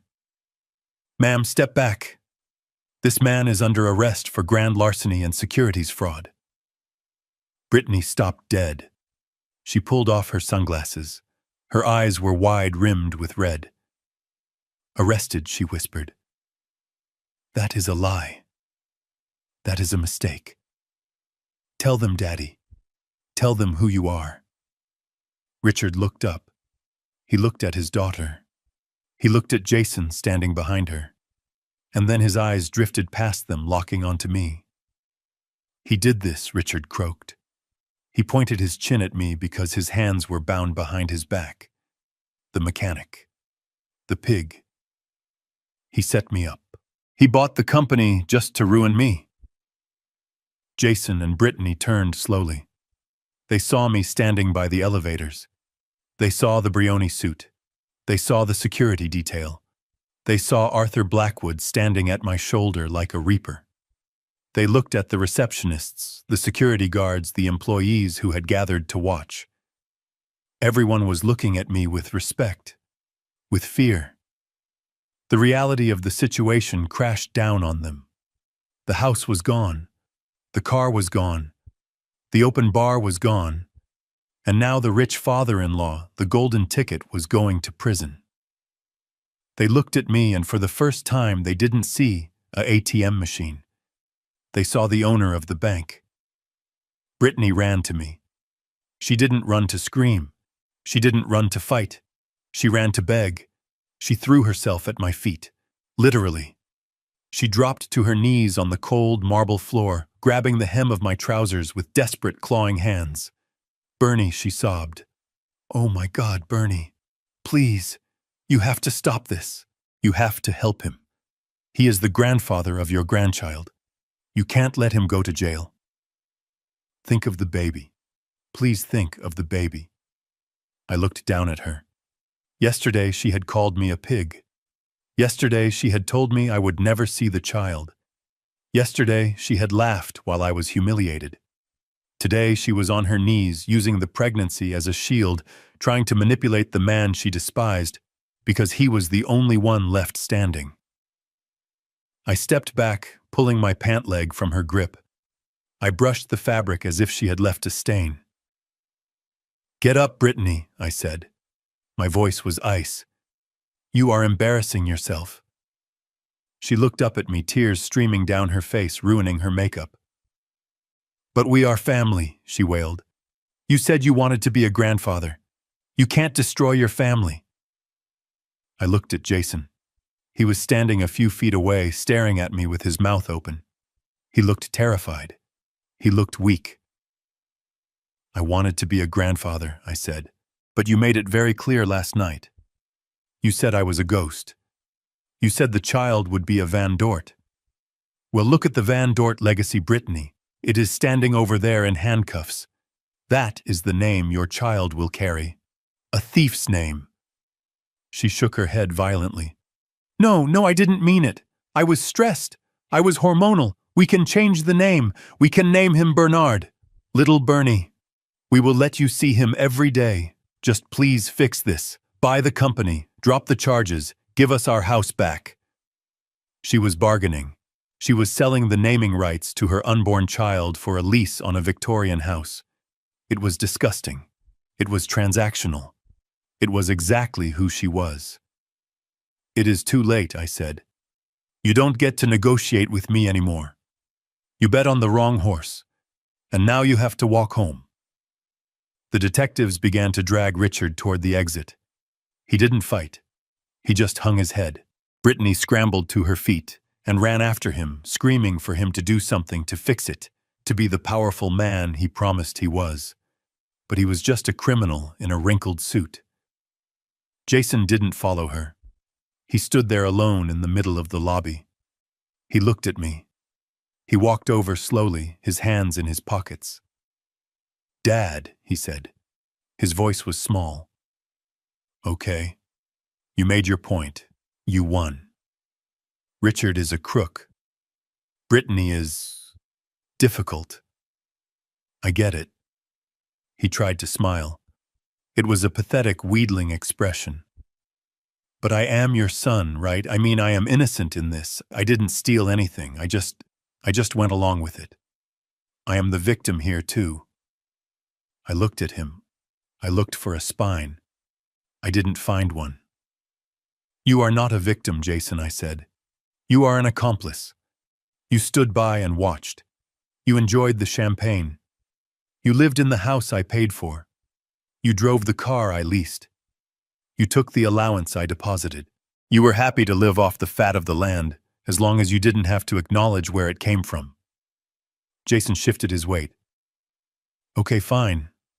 I was ungrateful. I am sorry. Really? But look, we have nowhere to live. My stuff is on the lawn. Brittany is hysterical. I need a loan. Just a small one. Until my next paycheck clears. He paused, gaining a little confidence. At least I still have my job, right? I am a good manager. I have a career. I can rebuild. I just need a bridge loan until payday. I looked at Arthur Blackwood. Arthur reached into his briefcase and pulled out a single white envelope. He handed it to me. Jason, I said. Who do you work for? He blinked, confused. I work for Midwest Logistics Solutions. I am the regional distribution manager. You know that. And who do you think owns Midwest Logistics Solutions? I asked. He frowned. I don't know. Some holding company. The Synergy Group or something. I tapped the envelope against my hand. Synergy Group is a wholly owned subsidiary of Kowalski Logistics, I said. I bought that company 4 years ago. I installed the management team. I created your position, Jason. I told them to hire you. I told them to pay you 20% above market rate. I told them to ignore the fact that you were late 3 times a week. Jason's face went white. No, he whispered. No, that is not true. I earned that job. You earned nothing, I said. I gave it to you, just like I gave you the house, just like I gave you the wedding. I built a world for you where you could pretend to be a success. But I am done building. I handed him the envelope. This is your termination notice, Jason. You are fired, effective immediately. Your company phone will be deactivated in 10 minutes. Your company credit card has already been canceled. Jason took the envelope. His hands were shaking so hard, he almost dropped it. Dad, you can't, he gasped. You can't fire me. I have a baby on the way. I have nothing. You have your hands, I said. You have a strong back. You are young. Go find a job. Go apply at a garage. Go learn how to change oil. Go learn what it feels like to work for $1 instead of waiting for it to appear in your account. But, he stammered.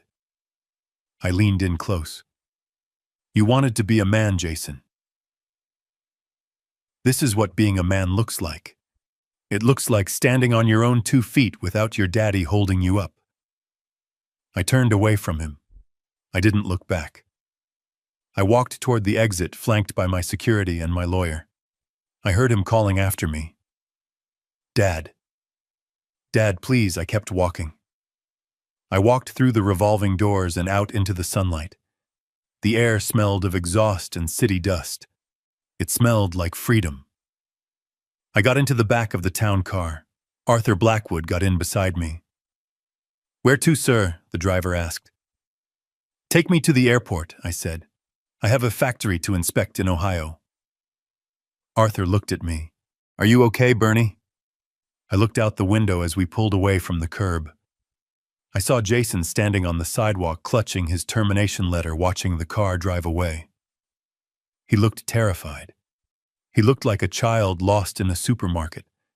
But for the first time in his life, he was actually looking at the world as it was. I am fine, Arthur, I said. I just took out the trash. I closed my eyes.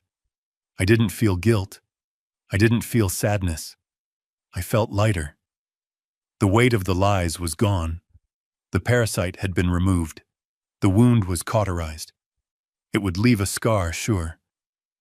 But scars are just proof that you survived. Now I had work to do. It has been 6 months since I walked out of the lobby of Sterling Industries, leaving the wreckage of my son-'s false life behind me. I am sitting in a booth at Alice Diner on the south side of Chicago. I am eating a cheeseburger and drinking black coffee. It cost me $12, and it tastes better than the $85 plate of rubber chicken at the Drake Hotel ever could. I am not wearing the Brioni suit today. I am wearing flannel and jeans. I am back to being Bernie. But I am a Bernie who sleeps soundly at night. I did not keep the money I saved from cutting off Jason. I did not buy a yacht or a summer home in the Hamptons. Instead, I bought an old warehouse 3 blocks from my first garage. I gutted it. I filled it with the best lifts, the best tools, and the best diagnostic equipment money can buy. I put a sign out front. The Kowalski Trade Institute. Tuition is free. The only requirement is that you show up on time, you work hard, and you aren't afraid to get your hands dirty. I am building an army of mechanics who will know how to build the world, while the Richards of the world try to steal it. As for Richard Van Dort, he traded his tuxedo for an orange jumpsuit. The trial was short. The evidence was overwhelming. He took a plea deal to avoid the maximum sentence, but he will still be a guest of the state for the next 8 years. His leased mansion is empty. His reputation is ash. Jason and Brittany did not last the winter. When the money dried up, so did the love. It turns out their marriage was based on a credit limit, and when that hit zero, there was nothing left to hold them together. They divorced 3 months ago. I drove past a lumber yard last Tuesday. I saw a man in a safety vest sweeping sawdust near the loading dock. He looked thinner. He looked tired. He looked older. It was Jason. I didn't stop. I didn't wave. I just watched him for a moment. He was working. He was sweating. He was earning his paycheck. For the first time in his life, he was building character instead of debt. Maybe one day he will be ready to talk to me. Maybe one day he will understand that the broom in his hand is more valuable than the silver spoon he thought he deserved. Until then, I will let him sweep. Brittany is working at a cosmetics counter at the mall. I hear she has to smile at rich women all day and tell them how beautiful they are, hoping for a commission. It is a fitting purgatory for a woman who judged the world by its appearance. My grandson was born last week, a healthy baby boy. I have not met him yet. Brittany has custody, but I have set up a blind trust. It is not for a house or a car. It is for education, and it has conditions. He does not get a dime until he is 25 and can prove he has held a steady job for 5 years. I will not raise another parasite. I will watch him from afar. I will make sure he has opportunities, but I will never hand him the world on a platter. I finish my coffee and leave a $20 tip for the waitress who is working a double shift to pay her rent. That is where my money goes now, to the people who value it. I walk out to my truck. The sun is setting over the city. I think about the wedding toast. I think about being called a pig. I smile. Pigs are smart animals. They know the difference between slop and sustenance. They thought money bought class. They thought titles bought respect. They were wrong. Money is just a magnifying glass. If you are a good person, it allows you to do great things. If you are a rotten person, it just makes you a bigger monster. I start the engine. The rumble of the Ford is the only music I need. I am Bernard Kowalski. I am a mechanic, and I am the richest man in the world because I know exactly who I am. Did you enjoy this story? Let me know in the comments if you think Jason deserved a second chance or if I made the right call. If you want to hear more stories about justice being served cold, hit that like button and subscribe to the channel. Thank you for watching, and remember, never judge a book by its cover because you never know who is really signing the checks. See you in the next story. True wealth isn't measured by the balance in your bank account or the title on your business card. It's measured by the integrity of your character. Richard and Brittany had everything money could buy: the clothes, the cars, the connections. But they lacked the fundamental currency of respect and gratitude. They mistook kindness for weakness and silence for submission, never realizing that the strongest foundations are often the quietest. In the end, their greed didn't just cost them their lifestyle, it cost them their family. A legacy built on lies will always crumble, but a life built on honest work and loyalty is bulletproof. If this story reminded you that character always outlasts cash, hit that like button and share it with someone who needs to hear it, and don't forget to subscribe for more stories where the underdog finally bites back.